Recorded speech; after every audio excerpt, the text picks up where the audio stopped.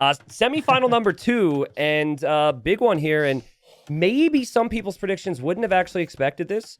There's always the chances, of course. Viper's been deep into tournaments many times. He's won tournaments many times, and then Vinchester as well has had some crazy heights. But Vinchester had a crazy run. He beat Leary, of all people, 4-1 in his quarterfinal, and then Viper had to pull out all the stops to beat Sebastian 4-3 in their quarterfinal. It's a fun matchup here because I feel like the styles were very different in those sets. Viper was weak in early Castle Age against the pressure from Sebastian, but then Vinchester, at least in some cases, wasn't actually pressuring in early Castle Age against Leary. So that's the big thing for me. What styles will we get? And with me, of course, I have Hera, who was waiting for the winner here. So doing some extra homework before that final tomorrow. Yeah, man. I'm going to watch either way, so I figured, I'll hop on for a co-cast, and very happy to be here. Very excited for the set. I'm actually a big fan of watching, just like watching late rounds of tournaments. I rarely miss them, so yeah, very, very nice to be here. And first game here, Hindustanis, Malians, 2 kind of middle of the table civs as far as the draft goes. And Vinchester's map looks a little interesting. It's kind of open on the back, but does have those kind of nasty forward woodlands. Not the best off the bat here. Yeah, Vinch's approach, if he can get the wall off, is he's a big fan of 2 militia into some walls and range units. So Malians makes me think that immediately. The front of his base, if he were to wall that up, he's at least got the wood and the berries protected.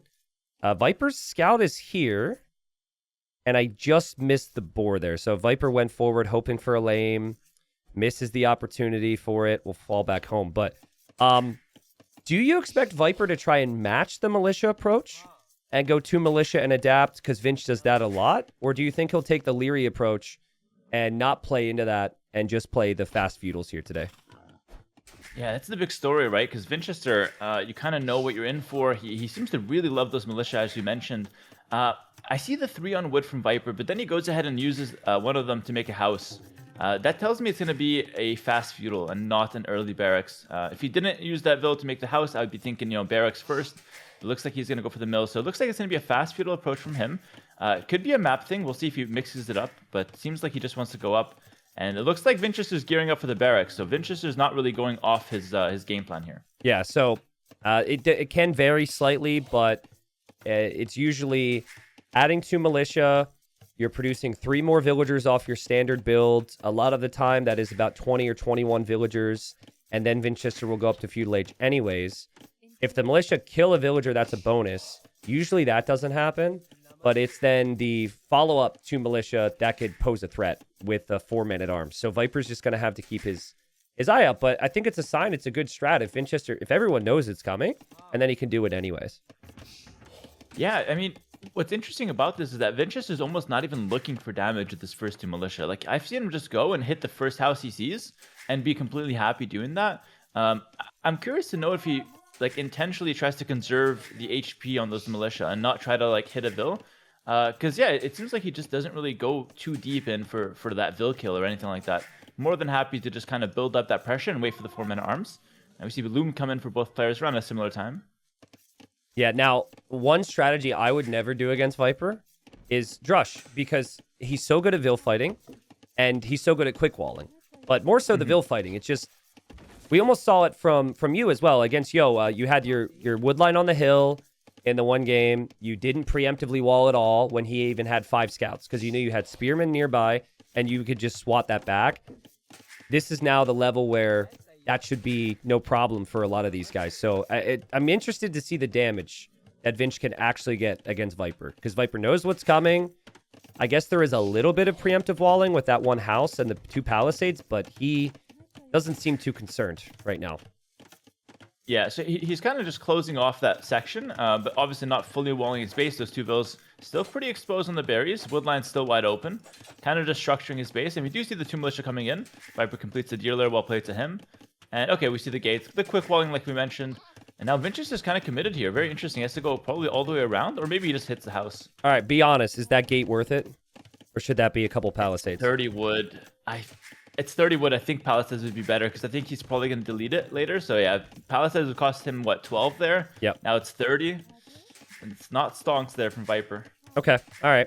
I'm going to it's a weird one, right? Because you have to keep strategic things close to the chest here. But we're gonna be specific on some things today, if that's cool with you. Yeah, I want to go full nerd on some of these details. So it's completely fine. I'm more than happy to reveal some things. I mean, I don't have any crazy strategies or hidden secrets planned. I mean, I'm facing Winchester Viper. They know so much about the game that I probably don't have any kind of secret edge over them. So more than happy to share, help some of these new viewers maybe watching the Age of Empires for the first time or maybe just new to it. More than happy to go into detail. It's not a problem. That to me sounds like someone. That is exactly what someone with secrets would say, Hera. They would they'd say on the mic, publicly, in front of everyone, just to set the narrative. I've got no secrets. All my game plans are understood.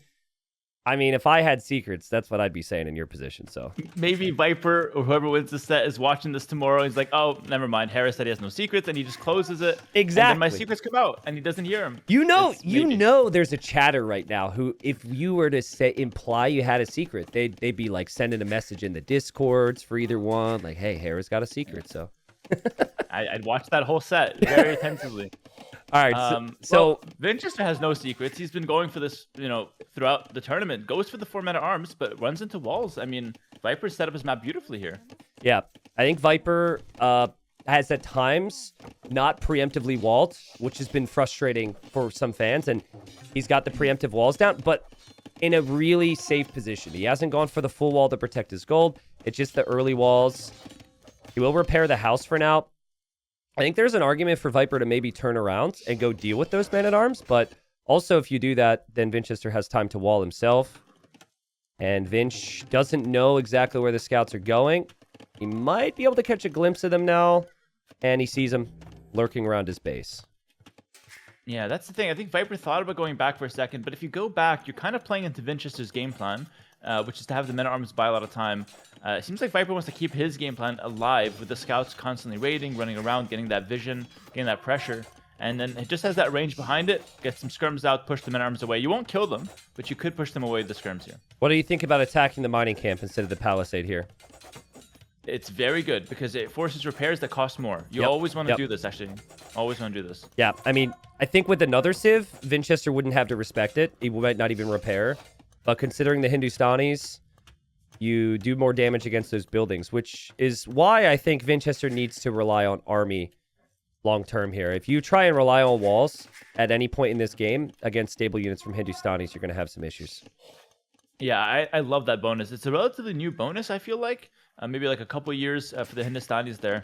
But it's been used so well since it came out, and you have to respect it because it really creeps up on you. They start getting foraging, a lot of scouts, and suddenly they're melting even like an archery range or a stable. It's quite oppressive in the right hands. So Winchester here respecting it, goes for some small walls, but has a good amount of army and has a pretty bad map here. So we talked earlier about him having good maps yesterday. Let's see how he adapts to this forward or kind of like side gold.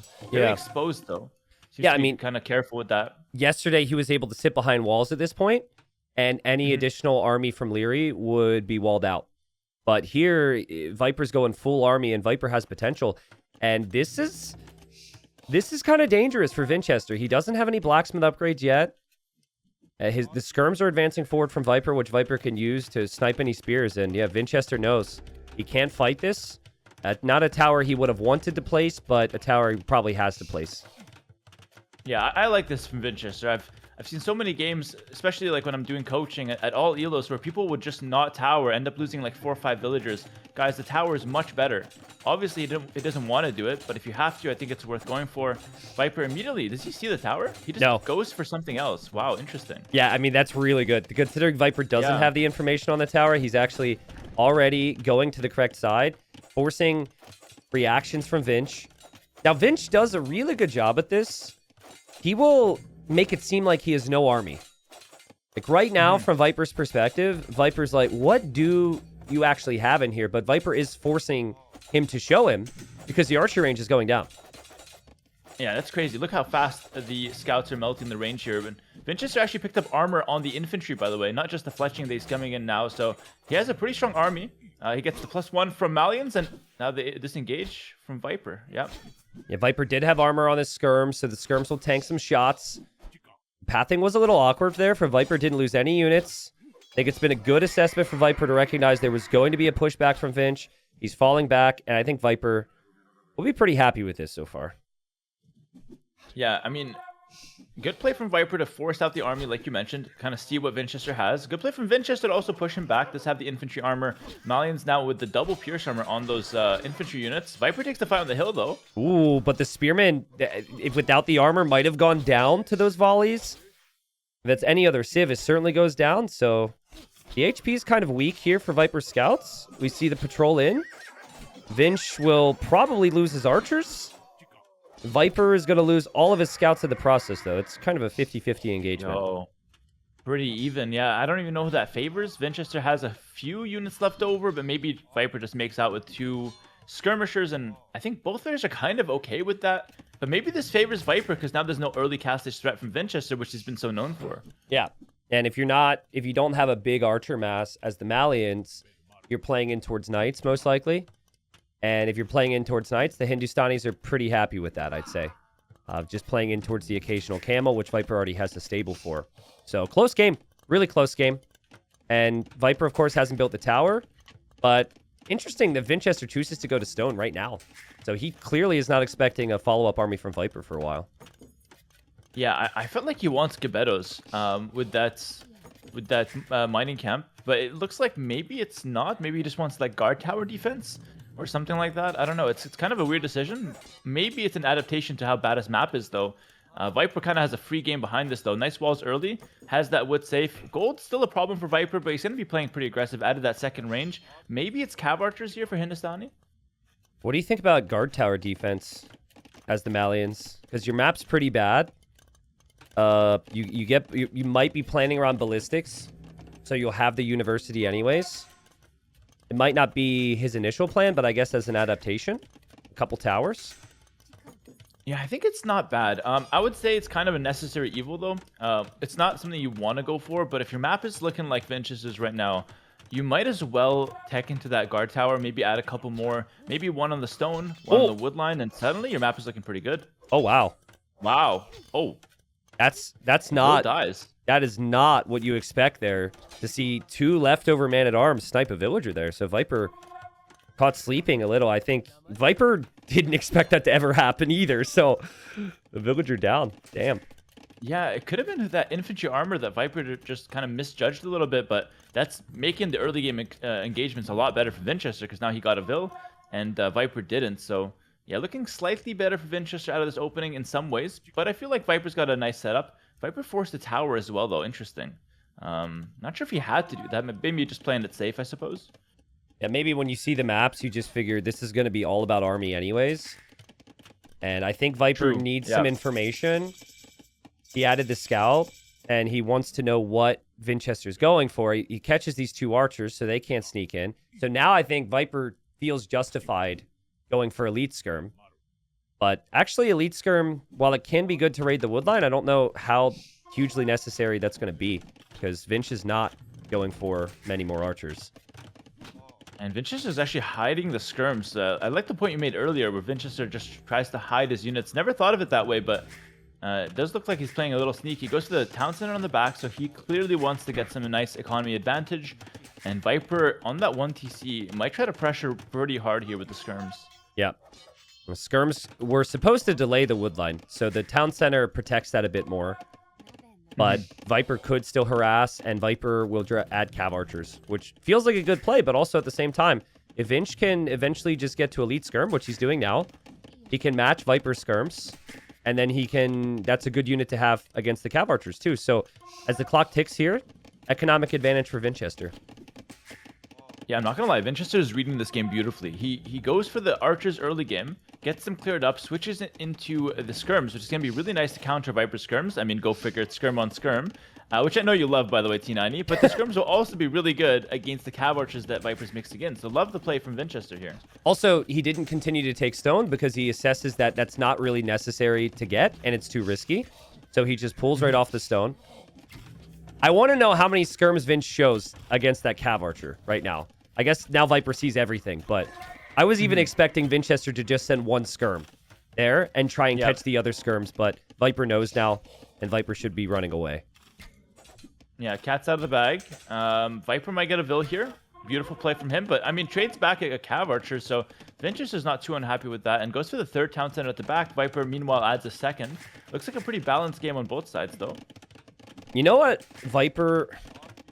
I mean, Viper doesn't need to add a lot to his game. He's so good. But something that I've noticed that Viper doesn't do as frequently as some other players is a middle siege workshop. I think it's tough to justify because maybe Vinch could fight you back and there's still some indecision on what Vinch is doing. But if your opponent's going skirm defense and they drop the town center before you, very frequently you take the map control with your army, middle siege workshop, so you could pressure. But now it's a little late, right? Now Viper not able to really justify going forward, but it's tricky. Yeah, Viper goes for another decision. He always usually goes for the monastery instead of that middle siege workshop. So typically you'll say players, if they're on the aggressive, if they're on, trying to put on some aggression versus the guy who's defending with town centers, they'll go for that middle siege workshop. Viper instead opts to just go monastery. Yeah. And with his map control, instead of pushing, he just takes relics. Whether that's good or bad, I think it comes down to the player, but I'm leaning towards more the siege workshop, kind of like you were mentioning, just because it makes it a lot more awkward for the defending player. Yeah, it gives you a lot more time, more control to balance your eco. This is going to be weird here. We've got Longsword on the way for Vinch. Crazy. He's building a sneaky siege workshop, which tells me we're going to see the siege tower shenanigans too. Ooh. That's true. I was wondering what the siege workshop was for. It's going to be siege tower. But Viper's in a spot that's though going straight into the skirmishers here. Viper will... He'll see the new barracks, and he'll also see that another one was deleted. He doesn't see the siege workshop, but... Does he know? Does he expect siege tower, or is he just expecting a fair, honest-to-God longswordsman play from Vinchester? Either way, I think the information's key, and I think his micro and just sheer army numbers is paying off again. Vinchester opting for the 3 town centers. He hasn't been able to make as many skirms as I was expecting. He made the switch to longswords way faster. I thought he'd be double range skirmisher for a while here. Yeah.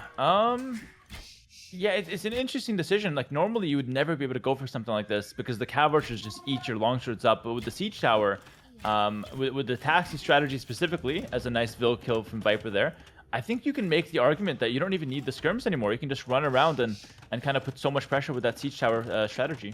Well, if he wants to fill them up, he's going to need to wait a while. He made 2 siege towers now, but maybe that wasn't his plan. Maybe that's because he's under pressure here, and Viper's like Cav, finding some skirms on the side. Viper's building a defensive castle. Viper's on 3 relics, and Viper could easily, with the cheap Hindustani villagers, be on 3 or 4 town centers right now. So I think, while there might be some pain to come, I think Viper's spot's not too bad right now. And oh god, the taxi. The taxi's here so fast. No way. This should be fine for Viper, but maybe some Vil kills. How does Vinchester react? No, gonna just skip the castle. Any quick balls though? No way you trap this, right? Oh, dude, if he traps the tower, that'd be so sick. He's definitely trying. Oh. Well, he saves the monk at least. Yeah, saves the monk, saves the Vils, gets the castle up. Beautiful castle from Viper, by the way. Defends his main gold even more. Defends that secondary gold to the left. Does have that nasty hill, though, to the right side. So Viper has to be careful with that. Viper sends his Vils forward, though. He wants a forward castle? That's a little risky, but he's probably not expecting Vinchester to go that direction. Vinchester's got the taxi choo-chooing around underneath the TC. Yes, it's ridiculous. Yes, I think Hare and I both agreed that it needs slowed down or some change needs to happen. But, yeah, there's the castle on the left from Viper, which can't be seen. That is so risky. But it might go up. Yeah, how much of that is just Viper knowing the line of sight, by the way? That's kind of like, I know he wants the hill, but that's kind of just a good play from Viper to keep that right out of vision. It's getting the hill. It's going to push Vinchester off that woodline. Vinchester's out of woodline options for the most part. Has a couple to the back, maybe the other one to the front, but it's going to be rough to abandon that one in the front there. It's kind of crazy because what this siege tower is supposed to accomplish is give Vinch tons of time with no pressure. But actually, once that castle's up, Vinchester gets pressured pretty massively. And then he's got some real questions to answer on what units he goes for, too. So I think the siege tower has done enough.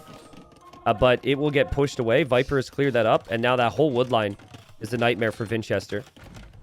Yeah, now Viper has double castle Gulam production, by the way. Also takes that stone forward as a consequence of that forward castle. Rather, now we see the forward town center for Viper. Own siege workshop. Maybe maybe his own siege tower, maybe some scorpions. Yeah. But I love the Gulam here. I think they're really good. Yeah, I mean, the nice thing about the Gulam is it's fast. So if there's enough longswords where you can't win the fight, with mobility, you can just leave the fight. And also, we've had a lot of ranged upgrades. So the town center's dishing out some damage. Not so much against the Gulams, because they're a high Pierce armor. So this will get really messy for Vinch. Viper still has the 4 relics behind this. And it has just been full adaptation from Viper with a mix of pressure and eco behind. He's looking good right now. Yeah, think of the Gulams like an eagle warrior, kind of like how the longswords from Malians are like the, champ skulls, people like to call them, kind of like a mini Huskarl. We see the elephant, though, from Viper, not the siege tower, just wants that raw pressure. And love the raids, though. Look at this. Oh, Vinchester's in man. trouble here. Dude, there's like 6 areas right now getting lit up in Vinchester's base. The stone, the gold, the wood line, every town center's garrisoned. I mean, holy cow. And Vinch wanted Imp, and he didn't have the second building, by the way. So he's scrambling up the monastery. He couldn't click up to Imp. Now he's 2 gold shy of Imp, and Viper has just exploded, and he's going to go for a castle there. Wow. Damn. Incredible 3 minutes from Viper there. Forward castle establishes the position, raids from 6 different angles, and Vinchester caught on that transition to Imp. Not where you want to be, though. When you have Imp on the way, you need some kind of control of the game. And right now, it's all Viper. Wow, amazing play. Yeah, amazing play. And honestly, kind of tough to see a way back for Vinch. If this castle goes up, it's in the heart of his economy. I guess Viper isn't on the way to the Imperial Age. So with Imperial Age, Vinchester could get to a castle and get to some trebs, but worker efficiency last minute, 45% for Vinch. He's down 30 villagers. Viper might not even need Imperial Age. Yeah, and this is the castle you don't want to be making if you're Vinchester. Of course, he has to, but it's downhill. It is nice that it's in the middle of his economy, but it's really not controlling any of the map, and Viper just has a free reign here to do whatever he wants. Could even work towards another castle if he wants it. Yeah. So I like Viper here. I felt like the weakness for him was he didn't play it with heavy army in early Castle Age in his previous set, and he was able to get out of that with some crazy fast castles, but this game, he delayed his town centers. He had the skirms. He had the cav archers. He then got plenty of Gulams out now, and he's still only on 3 TCs. So that combined with still getting the 5 relics on the map is pretty ridiculous form from Viper. Yeah, honestly, really good decisions from him. Stays in Castle Age, by the way. A lot of players here would just try to go up to Imp, thinking, oh, Vinchester's probably up to Imp. I have to try to match that. But Viper recognizes that he doesn't have to match it. He can just play all in Castle Age. The Gulams are doing so much work. And what is Vinchester going to do? Get out Trebs? They just get sniped, right? So, yeah. Beautiful play from Viper, like reading the game, perfectly here. Yeah, even the tower in the north too, just to deny the wood line. And also, I think Viper has been fairly outspoken. Sometimes you're having a good day, sometimes you're not. And this is, let's say he wasn't feeling like he was necessarily at a tip-top shape. He's going to feel a whole lot better right now after getting the win. And that confidence can breed a lot of success. Vinchester can't even afford a freaking mining camp on the right side, bro. He's Malians. He can't afford a mining camp on that gold. My goodness. So painful. His one wood line at the back got towered, by the way. If the castles weren't enough, he's got a tower to deal with now. Oh, yeah. It's just frustrating to even, look at here. But the siege tower, kind of just the antagonist of the game. I feel like the siege tower came up, and then Vinchester kind of lost the game shortly after. Not sure if they're related, but... Well, I think if Viper builds 2 defensive castles this game, and everything else is the same, Vinchester isn't under the pressure he was. He probably clicks to Imp. He probably gets to Gulams a little bit, or not Gulams, but Gebetto a little bit faster. And then maybe he's okay. But yeah, Vinchester taps out. The castle from Viper was great. And just ever since he completed a castle, it's been non-stop aggression. So a Viper takes game number 1. Well played. Yeah, super nice game. Like, look at that last castle to the right that he's trying to do. He's trying to completely dominate his opponent here. Every single hill, he knows that Imperial Age is, there, but it's not going to do much. And Vinchester taps out. He kind of got obliterated there. Again, go back to that siege tower moment. He had a 10 or 15 villager lead. He had a good established, setup with the skirmishers. I question whether he's forcing it too much, or whether Viper just anticipated it and maybe scouted it and defended perfectly. I'm not really sure. You mean when he made the siege tower, right? Just that stage of the game. Yeah, Yeah. Like, did he have to go for it? You already have a lead. You know what I mean? You already have that 15 villagers advantage. You don't have to necessarily go for the siege tower. Seems like maybe he forced it, but it's Yeah. hard to say. No, I agree. I think what I was expecting Vince to do was to go 2 range skirmishers and boom, and then adapt from there. Because Viper only had like 10 skirms and he was showing Cav Archer. But yeah, way back before when he's doing this transition, like, yeah, Viper eventually gets to Ghoulam, so maybe that was on his mind. But I think after you see the Ghulams, maybe then you add the longsword. Yeah, it's possible. It's possible that maybe he just kind of rushed into it. But then again, I feel like the Ghulam's not even that bad against the longsword, especially that mobility advantage. But yeah, fair play to Viper. Really good decision to go forward there. Love the forward TC, the forward castle. Everything from him in the mid game was spot on from what I saw. And takes game 1. Not the end of the world, though. It's just, it's a best of 7. So Vinchester just has to recoup and go for the next game. This is why, I know he didn't talk about it. This is why I have Viper as the favorite in this series. Because from my perspective, Vinch doesn't do a lot of early pressure and early castle. And Viper's weakness against Sebastian was there's always armies in his base. Vinchester likes to gain that 3 TC lead, right? But then what Viper's able to do is Viper's able to snag those relics. He's able to poke a little bit of damage, and Viper's able to turn it on. So that's just one game, but I think Viper would be very happy with that. Yeah, absolutely. It's definitely a good boost of confidence. We're hopping into the second game, I think, right now. And we actually see Viper going forward to the lane. Right off the bat, he's actually taking a boar. This is very aggressive with the second game here. So, wow, this is a big one. Sorry, I didn't realize they were in-game already. I'll be right behind you. But we've got Vietnamese for Viper. And he gets that boar from the Persians. Let's say he snowballs this to a quick victory. That'd be a quick 2-0, and this is one of the best civs in the game right now on the other side for Vinchester. Yeah, both of them using a first pick or like a first or second rotation pick here.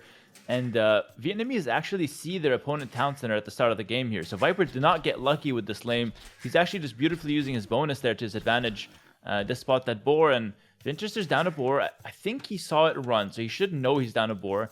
And in response, he's going to just go ahead and lure his deer. Not worth the risk for Vinchester to send his scout forward now and look for a counter lane. Because if he finds nothing, he's completely screwed. So just play it safe. There's some of this deer. Definitely a good response. Vinchester put a position for Viper. You're getting a little robo on my end here. I don't know if that's a Discord thing. We'll see if it fixes. Maybe it might need to rejoin at some point. But I did catch what you said. I agree. Especially if you have the 3 deer in this position. Sometimes on these gens, you've got one deer split up in different areas, so it's a lot harder to recover. And then, of course, when you're Persians with the extra wood and the extra food, you can recover as well. So let's test it here. I don't know if Discord's being weird. Yeah, is it better now? Yeah, it's fine. It's fine. Yep. Excellent. That was my robot double. I'm sorry about that, guys. I usually only bring him out in tournaments, but came out as a caster here. It is what it is. It explains the consistency. Actually, who knew AI had infiltrated competitive AoE too? It's more advanced than we thought. All right, so we've got a pause here on my end. I assume on your end as well. Time in a row, we have the barracks. Yeah. So, do you like this? I mean, it's Vinchester's play style, but he is down a boar, and he wants to try the early barracks. Interesting. Yeah, he does get the extra res with Persians, up 50 food, 50 wood off a team bonus. Off a civ bonus. And, is down a boar, but has the deer. I think it should still work. Is it still going for you? The game? Oh, yeah, it is. Yeah. Have you had that glitch again? Yeah, I had the glitch again. I'll just rejoin real quick. Yeah, just rejoin. Don't got to tell me how annoying that is. I know you've probably mentioned it plenty of times. So it's happening to you as well? Oh, yeah, of course. But I think it happens mostly to you for some reason. I'm not even sure why. I saw it happen yesterday or something. Yeah. No problem. Okay. Yeah, I just randomly get this waiting for game data error, and I've had it only in this tournament, so I don't know if it's a weird DE map thing, but... Oh, do you have the map pack downloaded? Maybe you need to get that up. I did download it multiple times, so who knows, but thankfully we're only in the early stages. Yeah, not as annoying. Haven't missed much. I'll just kind of wait for you to get going, but Vinchester is going for his 2 militia, moving across the map, and you'll be here in a second. It's no big deal. Yeah, so the key here, obviously, Vinchester needs to have a target. He needs to know where to hit. which he doesn't have that information on because he's not Vietnamese. He actually catches the deer and the house, so he should know Viper's pushing the deer in towards the TC. He's along the front now. Viper just got Loom, and Viper's got his villagers, but he might expect this because he's got 4 villagers on one side. So that's enough where Viper could fight that back. And Viper just confidently doing so far. And I wonder now, will Vinch have the food to click up the feudal age like he wants? Because he was down a boar here. Yeah, it looks like it's going to be tight. He's on his last sheep. He needs 150 food. He might get it. He probably will, but he's got no hunt after that sheep goes through. So he's got already a farm transition going on. So going to be a slower play to what Vincester's normally working with here. I wonder if he's going to adapt away from the extra 2 militia, right? Like, it's logical to just stop and not go for men-at-arms if you're lacking the food, I suppose. Well, I thought that he would stop doing that yesterday against Leary. And I think Leary thought that he would stop doing that as well, especially because he was Chinese, and he still added it. But here comes Viper. Viper knows where the scout is for Vinchester, and Viper's going to go forward here and play Spear Skirm against Vinchester. I mean, it is good with the Vietnamese. They get extra HP on the skirms. You do get some nice wood savings in the early game on your economy upgrades. It's combined with that lame, that boar lame. And Vinchester does not care, by the way. He's going to go for the extra 2 militia. He's going to go for his men-at-arms. That's what he wants to play. Nothing's going to stop him from doing that. Well, if you want to forward this, you don't want to be spotted by the follow-up 2 militia, first off. The other thing is you want to hit the wood and you want to hit the berries, right? You don't necessarily want to hit the gold. Vinchester sees it just because of the pathing, and we have an instant tower from Viper to pressure the gold. Yeah, insane quick walls from Vinchester, by the way. Had to get creative and do a second layer behind that one. That tower, I actually don't like it too much because, like you said, that gold doesn't really matter right now. It's going to matter later, though, because if you look at Vinchester, he's got 3 forward golds, which is rough. But for now, he just go back, and he's not too unhappy with the situation. Yeah, and you don't need the gold if you want the man-at-arm upgrade. You could still have enough gold in the bank for that. And like we said, you want the food, you want the wood. Now, Viper didn't know everything about Vinchester's base because he stole the boar and ran back home. So the downside of laming is you can't make an informed decision on your pressure point. And yeah, Viper will know all of this, I think. He will be desperate for some damage elsewhere. Yeah, and I just want to take your attention here to the 2 sheep at the back of Vinchester's base. Not just down the boar, but just didn't scout those 2 sheep, which is extremely unlucky. Yeah. So it's even worse than we thought. It's not just the boar going over. He's down 2 sheep as well. Viper loops around to the woodline here, wants to try to get some value, but Vinchester seems okay, though, with the Persians. Has a nice vill lead already, so kind of just to keep that rolling. That's kind of interesting. Viper gets to see that Vinchester's villager was desperate to get some gold. He's got the pickaxe in his hand, and he's moving forward. I think that's just so Vinchester can get enough gold for fletching. I could be wrong. Yep. I don't know why he would go for gold there, but he's going to the other gold now in the south. Yeah, he seems to really want that fletching in. It's a bit strange, though. Normally, you don't need to rush it that much in a skirm v skirm. Yeah. Because you don't actually get extra damage out of it due to how the Pierce Armor works. But Viper's trying to break in here. Vinchester a little late to the reaction. Just barely gets the house. Wow. So Persian Town Center works faster. So, and even though Vinchester's gotten housed now, and even though things are a little awkward, Viper has had 45 seconds of TC idle time, and he can't take his berries. And losing out on your berries really slows you down in the early stages, and Vinchester's overloaded his berries too. And he drops the gate in the house to stop Viper from getting through thus far. We'll see if that stays. The gate could easily get battered down, though. Yeah, too much pressure. Too much pressure. You can't hold it with the gates. He has to go back. Might lose the Vill, though. He has to be careful about this one. And Vinchester's berries are almost done, so it's looking like it's going to be a rough next few minutes here for Vinchester. Yeah, I think it will be equally painful for both in some ways. Viper's getting some great damage. He'll know... Ooh, he misses that villager. Yep. But you feel it as a player when your TC's idle. So Viper should know he needs these kills. He's getting the kills. But now there's skirms from Vinch there. And remember, Viper's completely off of berries. He's only got the farms. His eco is kind of brutal back at home. But he just needs to keep the pressure on. And he's continuing the pressure on. And Vinchester's sending the weak villagers back out to the fight. That was rough. Since the one be Vill back to his demise. And there's another one that's very low. Viper's extremely good with the Vill fighting, by the way. All those Black Forest games definitely pays off in this situation. And He's taking really good trades. Has the extra skirm HP there as well. This is looking better and better for Viper in terms of the on-the-field pressure. Yeah. Vinchester's leaking a lot of damage. Usually the one or two of the forward villagers have died at this point in this type of engagement. Hasn't happened yet for Viper. Viper just needs to ensure that he actually gets out of here because there's still the home field advantage for Vinch to send more fresh vills and also to make more skirms. But man, again, Viper 5 villager kills now. Wow. Yeah, just so good there with the, vills ganging up on 1 unit, skirms in the back, adding that DPS, and Viper's not going to lose a vill here because he's got wheelbarrow coming in. It just came in. Oh, no way, and he's gonna dude. get away. That's insane. That's insane. Wow. Yeah, I mean, if life is fair, he should lose 1 vill here, and he will. Yep. But that's Fair. such good value for Viper. He does still have the man-at-arms to deal with, but now maybe you just shift a little bit more defensive if you're Viper. Would you agree, or do you just keep the pressure on? Well, firstly, I'm not sure why Vinchester's not bringing his men-at-arms back to try to catch those vills. Yeah. Like, he knows there's 3 low HP vills. Even the It's a bit of a scout. misstep there for Vinchester. Even yeah, the exactly, scout. Just the scout back, right?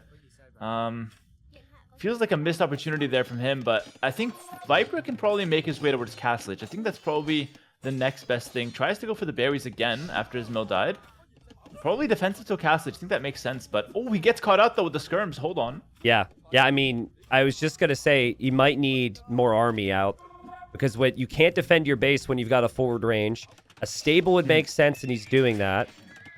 But still man-at-arm pressure from Vinchester. He's still Persians, and this tower was not fully walled in. So if Vinchester deletes some of his walls, he could just batter down Viper's tower, and he can go right back to his gold, no problem.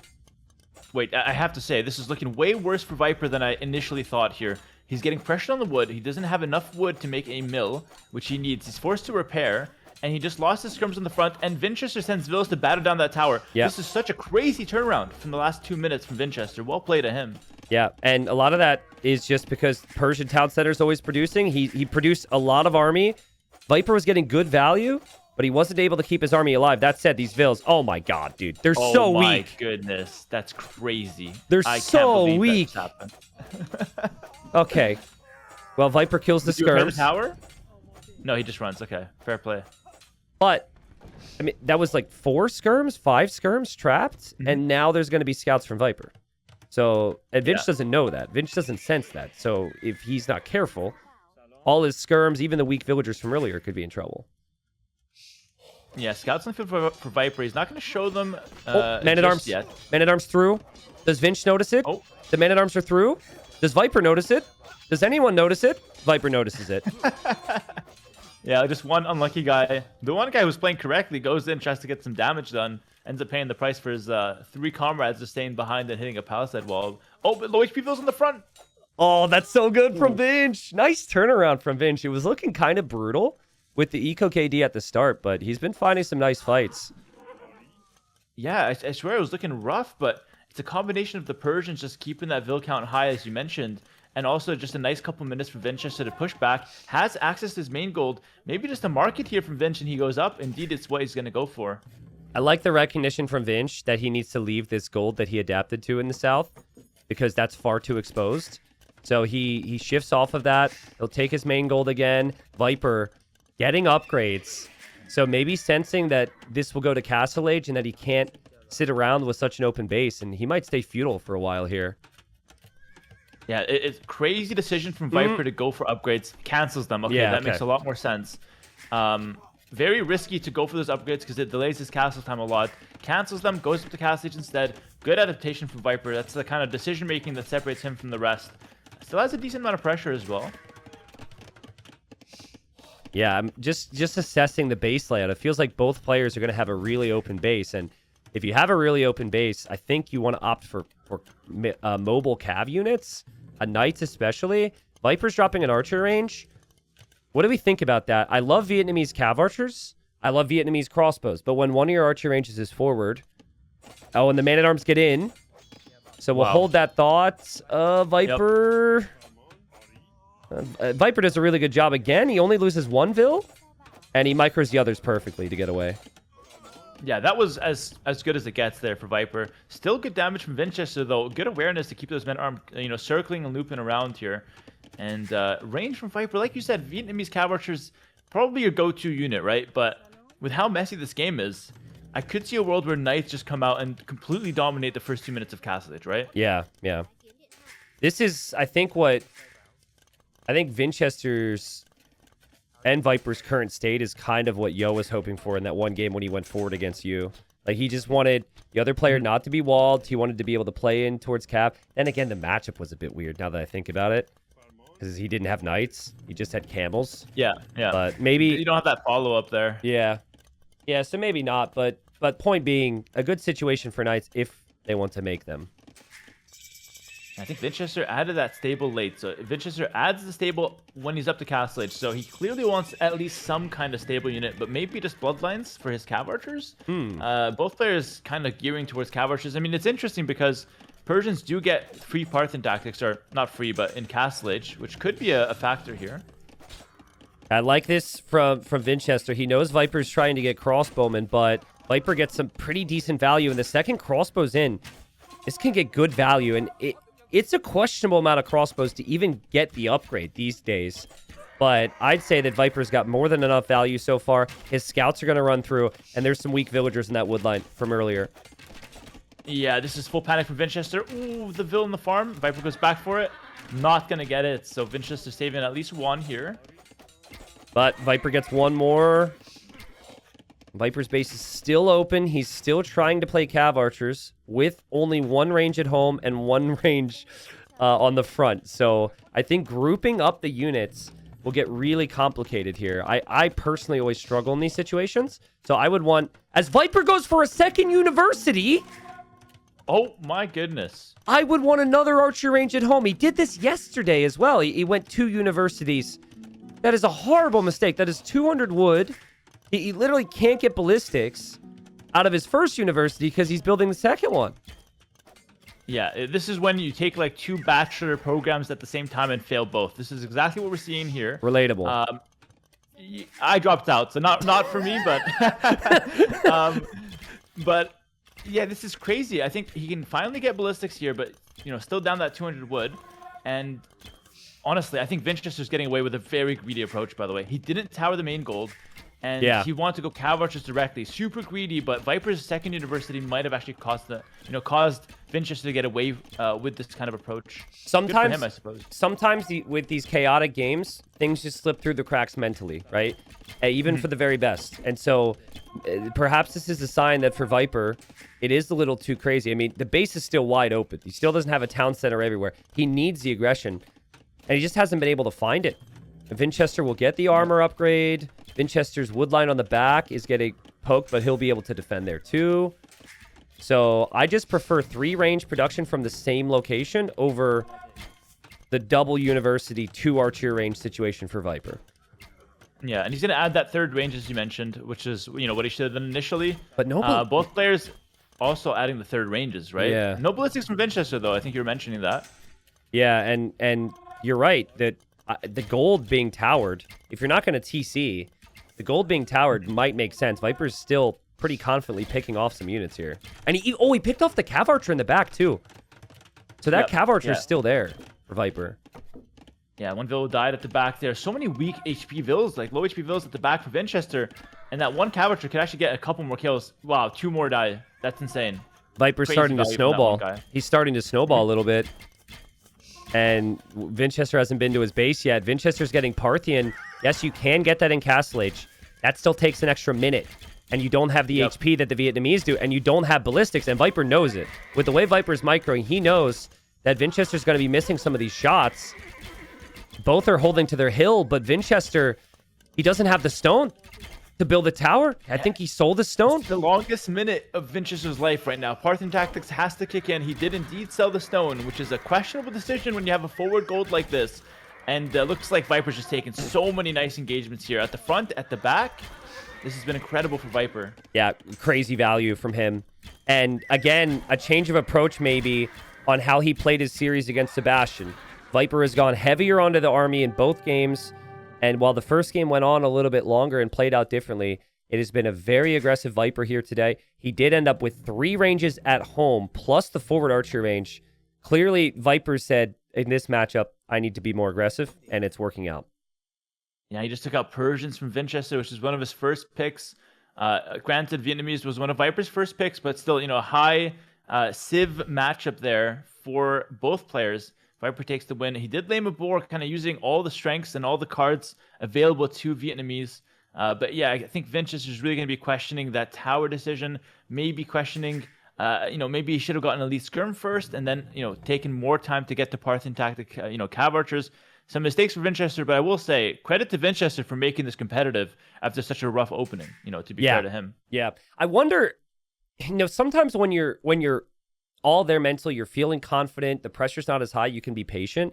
Back in early feudal, just thinking about the situation, Winchester's completely walled on the left, and he has that other wood line to fall back to, so he's not immediately going to take damage there, right? And what happens is he's got 6 skirms, and the second Viper hits Castle Age, he runs into this fight. Now, he thinks he's going to get a better engagement, but imagine if instead he just falls back for a second, drops the tower on that gold, abandons the wood line, which he can easily do, and just waits for elite skirm. Plays elite skirm from 2 ranges. He's safe on the wood. He's safe on the gold. And Viper was looking pretty scattered. And then maybe later on, Winchester's in a better state. But I mean, it's just decisions like that, and you have to make them in the heat of the moment. So it's not easy. And I feel bad for Winchester because he, in his mind, he trades these off, gets some kills on the crossbows on the archers, and then doesn't have the skirms, but just goes directly into cav archers. So it's not a bad idea, but good play from Viper. Just kind of takes a good fight and punishes Winchester for trying that approach against him. You know what? Fair enough. I'll take a little break here. And, sure. Be back in a couple minutes. All right. So I want to talk about this game a little bit more. I want to talk about auto farm here for a second. So Vinch had auto farm on this entire game. When you're trying to play heavy cav archers, when you're trying to play early ballistics, a lot of the time you don't want those farms to auto reseed. And if you go through here, guys, these farmers are reseeding all the time. This is why Winchester doesn't have the wood for anything. And then Viper, granted, Viper's got a lot of farms. Don't get me wrong, but Viper gets to choose when he reseeds those farms. So that's rather interesting. See how Viper goes down to way lower farm numbers. He still has the food for everything, and then he's able to get the wood for everything else. Winchester's farmers continue to reseed. He's still got 1,300 more food left on these farms, but he doesn't have the military buildings. I'll ask Hera about that when he comes back. But that's a discussion I've had with people. And a lot of times, if you're playing ranged units, people will have that turned off. You can toggle it in the game. Vinch used to have his toggled off, and then he, by default, has it toggled on, and then will then turn it off. But I think that's actually why he didn't have the res. He collected more resources than Viper, but he couldn't spend the right ones. So that's on as default in the game, by the way. So for viewers, I watch you guys play at mid-ranks. So many people, they'll be playing archers. They'll have like 800 food, but they have no wood for the university. They have no wood for ballistics. Tell me if you relate. Tons of food, way too many farms. You don't have the wood to make the cav archers and get ballistics to get your upgrades. You have to turn that off. It's actually shocking you didn't have it turned off. I just picked up on that. The auto reseed? The farming? Yeah, his auto reseed was on. He had collected more wood than Viper, but he never had the res for a university because he had 12 farms just reseeding the whole time. He ended the game with so much food. That's crazy. Yeah. Crazy to pick up on that as well. That's some good casting right there. But yeah, like that's definitely something he should have off because you don't need the food in that situation. Yeah, good noticing though. Yeah, I don't know if you heard me mention it, but Vinch used to have that off and then he turned it on. Interesting. Most players have it. I don't know about you. Do you have it off and then you turn it on when the stage of the game? Yeah, you turn it on in Imperial Age, but you have it off for the first like 30 minutes, basically. Okay, cool. Yeah, Vinch has his on all the time, which is great if you're playing a night comp. So if you're going to play knights, you need the food all the time, or boom, you need the food all the time. But playing cav archers, that really hurts. So Viper goes for the Franks. Now, not a civilization we see dominate as frequently these days, but I think it's still a really strong civ. And I think it's a good civilization to play when you're up 2-0. So he's feeling good. The theme has been aggression. And Vinch has the Shoe, a civ that was recently added, but also then recently nerfed. So they don't get as much food eco from their lumberjacks. But I still think a good civ for Vinch's style if he wants to play infantry into archers. Yeah, Shoe's a bit of a weird one. It's a very powerful civ. Did get nerfed, as you mentioned. but still like strong in what it does. It just doesn't do a whole lot besides infantry and archers. It's a bit more of like a one-dimensional civ in that sense, but that's kind of what Winchester wants to play anyways. So fair enough. The Franks from Viper though, I really like that choice actually. Yeah. The only thing I don't like for Viper is the gold. That will be extremely problematic. It's not just the gold. It's his wood lines there as well. He does have some other options to fall back to, but luckily for Viper, if he plays through some strong army, Winchester's base isn't the easiest. But if Vinch wants to get the walls down, I could still see it happening around the right side on the wood lines, over to the edge of the map where the boar is. But as you said, Winchester just, against Leary, he got all the maps he wanted for his approach. I specifically asked the percentages because I felt it was like 65% better for Vinch and 35 for Leary, and I think that you were around there. And now Winchester's got these more open gens, and he's trying to drush, and Viper's like happy to make all this extra army. We've seen so much Feudal Age army get value from Viper. It would have never been a possibility for Leary in that series. Yeah, exactly. Winchester, to be fair to him, has adapted to his more open maps. He did tower in game 1. He did add some extra army in game 2, kind of push Viper back, but still, it doesn't really give him the chance to play towards what he's trying to play to. Maybe in this game, we're going to see a bit more of a defensive approach. I do want to say, though, Winchester has a fast castle strategy with Shu into the war chariots. How much do you like that strat? How much of that is actually viable? I think the strat falls into the category of maybe right below the Bengali one and the Portuguese one. I think it's really good. I know Vinch is going to do it, but I don't think anyone at the high level is practicing it enough to have an understanding on it. Because Dark did it against Vinch, for example, and he didn't switch the unit to the other mode.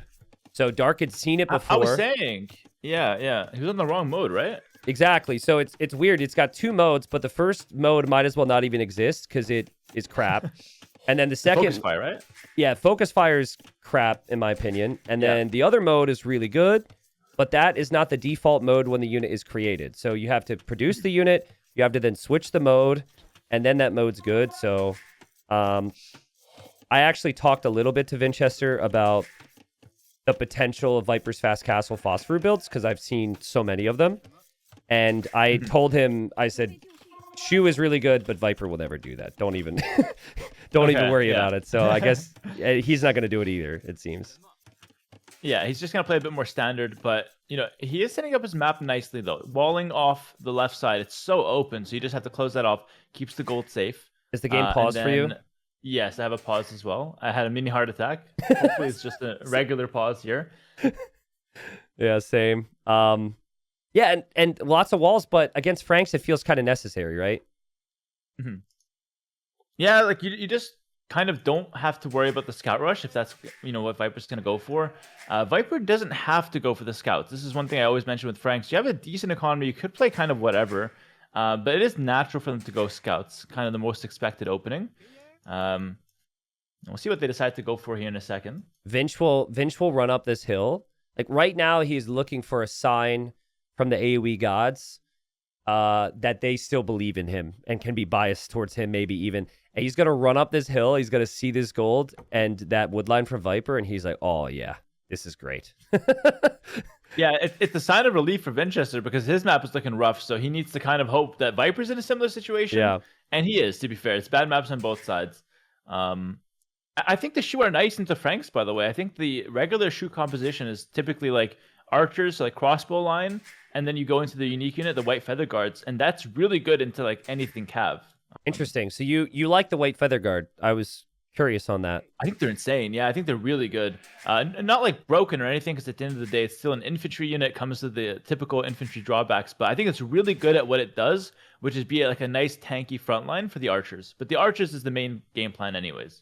Can I tell you something that bothers me about the white feather guard that has no balance implications? So the unit has a white feather on its head when it's standard. It's called a white feather guard. But then when you get elite, it's not a bigger white feather. It turns the feather to red. Oh, that's an issue. It's not a white feather guard anymore. Exactly. That's a huge issue. It's a red feather guard, which is different. Yeah. So Yeah, you're paying for the elite, you get another unit. I don't know how I feel about that. That's a good point, actually. I mean, You again, never get the elites, right? zero balance implications, but that bothers me. It's like if you got elite throwing axemen and they started throwing a freaking scimitar, like, or something, like what? Anyways, the drush is here for Winchester. We'll see if it does any damage. Ooh, that barracks from Viper's rough because that gold is now super exposed. It's got nothing to protect it. Normally, you want to protect it with your building. So the drush is actually kind of forcing Viper into an awkward base build. Very small thing, but it is worth mentioning. Yeah, I do like, but with that in mind, and it's just the fact that Viper shifted off the berries right now, the drush is feeling like it's already paid for itself. It's making life awkward for Viper. Viper will probably deal with this, but wonder if Viper's in mind when he saw that gold, he already was planning on taking the other gold in the back. Still not easy to take, but it is way less vulnerable than the main golds. Yeah, all three of Viper's golds are rough, but the forward gold is just probably the worst of the three. Does have to tend to those berries though, into that mill. Doesn't want to lose it to 2 militia. And Winchester though, not adding in another militia so far. Actually hasn't even clicked up the castle. So might even try a fast castle behind this. Wow, so old school maybe. Drush fast castle. I don't hate it because thus far you haven't been able to manage these back and forth feudal age games against Viper. At least Viper seems to like the standard play and adaptation. And the map for it, now that the walls are down, it's pretty decent. So I wonder how easy it's going to be to get the eco for it. It feels like it should be a stretch. Yeah, so one thing that MBL likes to do is that he'll go for this drush into fast castle, but then he'll actually adapt away from the fast castle once his opponent starts pressuring him. So Viper now has a decision. Does he try to pressure with like forward scouts, towers, and try to make something happen? Kind of force Winchester into that MBL style, cancel the fast castle? Or does Viper just play from home and then kind of just try to manage the fast castle from home? Two separate ideas here that Viper has to consider. Exactly, and if Viper were to go forward with a tower as a counter, by the time he gets forward, Winchester will be in feudal age enough to respond to that. This feels kind of similar to the Vietnamese Wei game in Winchester series against Leary, where Leary's super open. He's trying to make this army. He now is forced into a decision on, do I go really aggressive or do I play really defensive? He opted defensive there.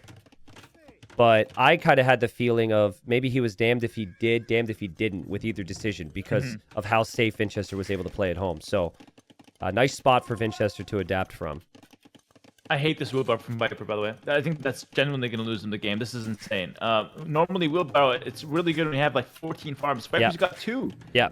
Way too early for that. So, wheelbarrow, the downside of getting it's not like any other eco upgrade, which he is missing double bid axe, for example. It takes up your town center time. So Viper's down 3 villagers to get wheelbarrow, and it just doesn't pay enough when you have only 2 farms. And people will get that here because they get housed. So they get housed, and they're like, okay, I need to do something. But I think it's better to get housed for an extra 10 seconds than to get wheelbarrow until those farms are up. Absolutely. 100%. Vinch is going blacksmith market, Hera, which is making me... Oh, and he snipes the archer! He snipes the archer as well, which delays any follow-up.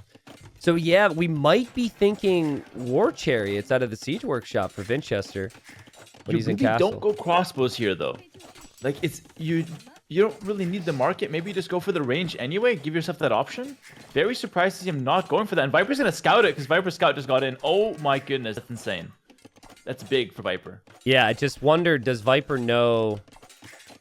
I guess if it was like Ethiopians, you see the market and you see the blacksmith and you still think it's going to be crossbows. But now that it's Shu, there's another option.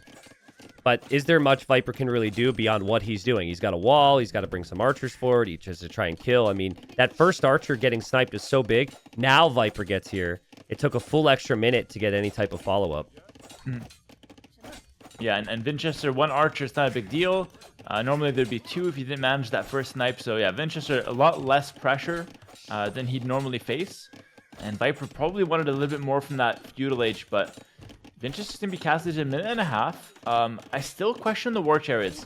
It's not that I think it's a mistake. I really don't know how strong the unit is in a situation where you're not that much faster to castage compared to your opponent. I question how much time Winchester has to actually make it work here. Okay, I'm glad you're questioning it. I think the unit's so busted. Interesting. So if you really lean into it and use the market and you do not boom, it will shred any fortifications on the front and it kills big groups of feudal age units, no problem. I think it's even great against knights. But no one knows because no one's using the right mode, or a lot of players haven't tried this yet. So I just... This feels like a hybrid approach from Vinch, right? He wants to boom, I think, and make 1 or 2. So... Exactly. There, I think maybe it doesn't do too much. Yeah.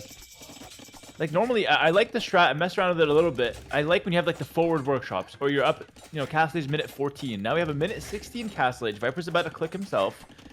Only one workshop, right? It's at our base. I'm not sure if this is actually a strong approach from Winchester. It might be a bit too passive. Well, what I like from Viper is he's got the vision on it, so there's no surprises. I also like how he will probably force... He might get a villager kill, but he's going to force the first one to come and defend this area, which just gives him that much more time. So really well calculated from Viper. Now, normally, I would suggest you send the first one forward. You just get the Viper's vase as fast as possible. That's not a common approach. Let's see what mode he's on. Okay, so he's on the different mode, which it is basically inaccurate with all its different arrows, but that means it hits everything in the group, even if you micro against it. So it's... Inaccuracy makes it strong, as weird as that sounds. Yeah, so right there, Viper was moving, but you can't dodge all the shots, so he ends up taking some damage. Yeah. Ultimately dies to the spear. But yeah, it's called the barrage mode, if I'm not mistaken, and definitely the correct of the two. Now we see a Townsend from Winchester. As you mentioned, T90, this is a hybrid approach. I don't even hate this, but I think it loses a lot of that power of the unit being busted that you mentioned earlier.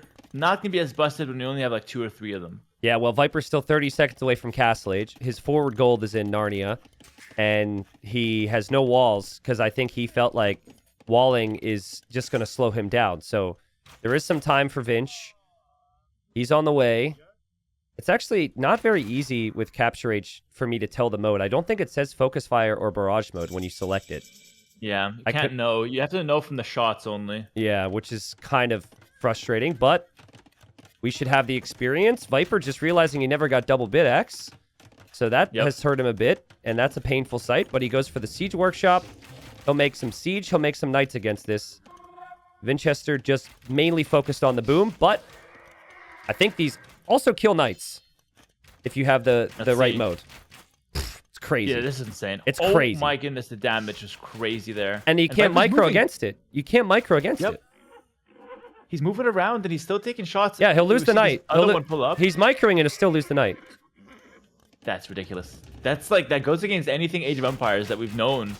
If you're moving, you don't get hit if there's no ballistics, but here, you can't dodge all the shots. And yeah, Viper will lose the Knight again, and it's also half decent against Mangonels, and Viper's gold is right there. And Vinch is 2 TCs. So Viper has big problems right now. This pressure is coming really quick. Finally, Winchester gets an edge, and Viper's Vills, goodbye, Viper. Like, be very careful. Okay, he lands the shot. Is this enough? So, Mangonels are really good against these. They one-hit them all the time, even if there's a hill involved. Yep, nice hit. If you land the shot, they one-hit. Oh, but the Vills. Winchester... Vinch is going to go for the Vills. Oh, Viper doesn't lose a single Vill. What? That could have been a lot better for Winchester. There's a good defense there from Viper. Wow. What's the HP on those Vills? That's the monk I need a monk taunt right there. He's got 139 HP out of a possible 320. That could have been 8 villagers dead. Yeah, and in the end he gets like nothing actually. KD 0-0 on the Vills at least. Hera, if Winchester loses this game, just think back to the decision to boom. If he went if he went all in double Siege Workshop, it's game over right there. GG. But it's a good point. He'd have like 6 or 7 instead of the 3 or 4, right? And and that way he would kill all the villas if I would have to run off the main gold. The wood is next. It's exactly that. He should have just went all in, right? And that's so for the people who do all ins, they look at some of the big players who do it and they get so mad. They're like, why are you adding so much eco? Like you have to kill. But that's just ingrained. That's ingrained into the best minds. It's that you can't always be all in. Because if the attack fails, then you lose. So I And get pro players have this like flexibility thing where they don't want to all in because they're like really scared if something goes wrong. But the all in players will tell you nothing's gonna go wrong. Like it only goes wrong if you don't all in. You know what I mean? So, And then the all-in players, they either won't play in the tournaments or they'll lose in the earlier rounds, and then they will always say that the best players in the world screwed it up. They're like, it wasn't the strategies. It wasn't the strategy's fault. It was the player didn't execute it. yeah, it's so funny. It's a different philosophy. But then the all in players are never in the tournaments in the late stages. Yeah, Because they're not good enough at like the standard play, let's say. Yep. We need like an all-in player that's just good at everything, and then we'll see how how he can do in those strats. Maybe one day we'll get one. Well, I think No? I think the phosphor strategies might not see the ends here because Viper's done it, and Viper still has a couple on this draft that's making me think we could see it again. And I mean, look at this. Viper's way behind in Vils, but he has the control over the game right now. And the siege has rolled forward. Vinchester's was going through the middle with his chariots and this Mangonel, but he has to come home, and it doesn't feel from Vinchester's perspective like you have the lead right now because of so much of your eco being idle. Yeah, he's up 12 vills, but those 12 vills specifically are running around making a lumber camp after getting pushed off farms, berries, and lumber. So it's rough. He now has like a really awkward combination. He's got Mangonels, chariots, and monks. My goodness. So weird to micro those units. And crazy that Viper ended up making it to the back here and finding a hill with the siege. He'll obviously lose this army eventually. He wants to kill that monk. Oh, but the monk got a really fast conversion, and Viper will get pushed away here. yeah, Viper mistook that farm with the last shot of the Mangonel. It's pretty unfortunate. Vincenzo gets to clean up. He is up 20 vills. We did talk about, this game could have been an easy, early castlage win for Vincenzo if he did go all in, but he does have a nice hefty villager lead here. He should still win this, but I see handcart coming in for Viper. Maybe Vinchester needs the economy upgrades to really make the vills worth it. Yeah. Well, there's also there's that. There's also a unit comp question now for Vinch, because I don't think there's any confidence that these chariots are going to be it now. That Viper has killed enough of them. So do you go crossbow? I mean, if this is Leary, he drops 4 ranges. He plays in a crossbow. He plays towards imp. But maybe, to your point, the white feather guard could be an option. Vinch is really heavy on stone. And so I'm kind of expecting a castle to come up soon. Yeah, and Vinchester already has 3 relics, by the way. And this is, I believe, a 7 relic generation. So there's 3 on the map, still 1 for Viper. That could have him lean more towards a gold comp. So like you can play white feather guards, and then if you need crossbows, you can go into them later. So far, goes for the castle first. And Viper's Devotion. Ooh, that's big. That's big. Yeah, that's the main thing that's been scaring Vinchester away from any engagements. If the knights go in, Viper will still be hesitant because the monks are there. And, yeah, that hill was looking pretty nasty for Vinchester before, but with the castle up, Viper can't push it, and white feather guards will be on the way, and still a 20 villager lead for Vinchester. Yeah, and those things are legit. Like the white feather guards, as I mentioned earlier, really solid infantry unit. Good Mangonel shot from Viper, though, but Vinchester goes back. No vills lost so far. Gets handcart as well, so any earlier criticisms off the table at this point. Yeah. A nice attack from Viper on the right side, though. Vinchester just missing 1 palisade wall. These tiny little details are allowing Viper to get some more damage. It just feels like Vinchester can't keep up with Viper right now. It feels like he's just a little bit off the pace. And Viper, again, gets crazy value in the back and a lot of idle time for Vinchester. Yeah, we've seen in like the first game, Viper goes crazy with the raids, multiple areas. He does have Devotion. She's going to dive into those monks. And Devotion pays off because he doesn't get converted and snipes 2 monks and a Mangonel here. But Vinchester's having a really tough time keeping up. I agree with you. This is, and maybe this falls into the excuse territory, but when Vinchester said that he was traveling a lot and he'd only been in his new place for 2 days after he beat Leary, I was like, whoa, because this is exactly what you would kind of expect. Rough around the edges, tough to keep up with someone. Viper and Leary are very similar in terms of their speed, not necessarily play style, but Viper so far, I feel like he's been at the disadvantage the whole game, and yet it's still a conversation that he could win. The whole game. Well, I have to say something here as well about Viper. He's floating 1,600 gold, and this is something he does very often. So no matter how good this game is for Vinchester at the moment, I can't help but feel like Viper can do a little bit more with that gold if he had spent it a little bit more efficiently. Yeah. Does go for a castle now. It's a bit strange in the center with no control. Might Yeah. get away with it though. Might get away with it. He gets a conversion. The knights are there. There's another monk coming in. But no, the castle will be at least temporarily denied. I think Viper wanted Imp, and he wanted to treb down that castle because his resources are balancing out. But this is a pretty low economy Imp. 76 villagers. Yeah. And it's not with a civ that you really want low economy with either. Yeah, so what do you do with low economy with Franks? You got a couple options. You got hand cannoneer. You could just go for those. They counter infantry, so it makes sense. You also have throwing axemen that could come out. Viper Omega housed right now. Oh my god. Goodness. Oh, every TC. That's brutal. That's so... Okay, at least he's going Imp. Yep. It makes me feel a little bit better about it. Do we have a But town lost that middle patrol? elbow. Town patrol from Vinch right now? That's interesting. I don't know if I like that though. Bro, you held back some stronger words, okay? Yes. Interesting is the best way I can put this one. That's 400 resources. Vinchester, I know you don't got it like that. You need him, brother. He's not flexing on me with town patrol right now. This is crazy. I mean, he'll really have some extra vision from that one outpost he has. Oh. Okay, well, maybe he was housed as well. I don't know, but he'll get the position from Viper. This castle will probably complete. And he will soon follow to Imp. If he didn't research town patrol, he would be on the way to Imp already.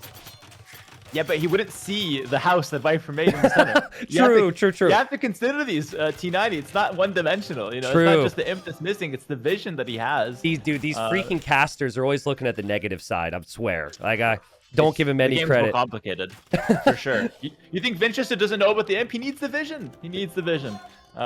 But yeah, of course, more seriously, I think that delayed 1 minute is a big deal, right? Especially because you don't have trebs. Yeah. For the shoe, you need the traction trebs. They take long to mass, so yeah, questionable on the town patrol there for sure. I feel like this game is kind of... Sometimes a player will start a game being crazy, right? And normally it's the off-meta stuff. And then the normal flow of the game is gone, and it's just straight chaos and adaptation. I feel like that's what this is right now. Because I'm still seeing, like, random knights from Viper getting value. The house from Viper is pretty rough, but holy vill kills from Viper. I would have never expected 25 villager kills when Vinchester has 3 castles around the map. Yeah, and then the 3 TCs and a relatively compact base. Like, we have walls as well. But there's so many holes in Vinchester's walls. I feel like it's doing him a disservice. He thinks he's safe, but he's really just not. Yeah. It is kind of stabilizing a little bit, though. Imperial just coming in a minute and a half. Viper with his imp goes conscription right away. And trebs. Okay, conscription trebs. No chemistry, though. So not going to be gunpowder. Might be throwing axemen then from him. Yeah, I mean, you're really limited. With 93 vills, you have to commit to 1 unit and the trebs. At the 130 vills, you could maybe get chemistry as well.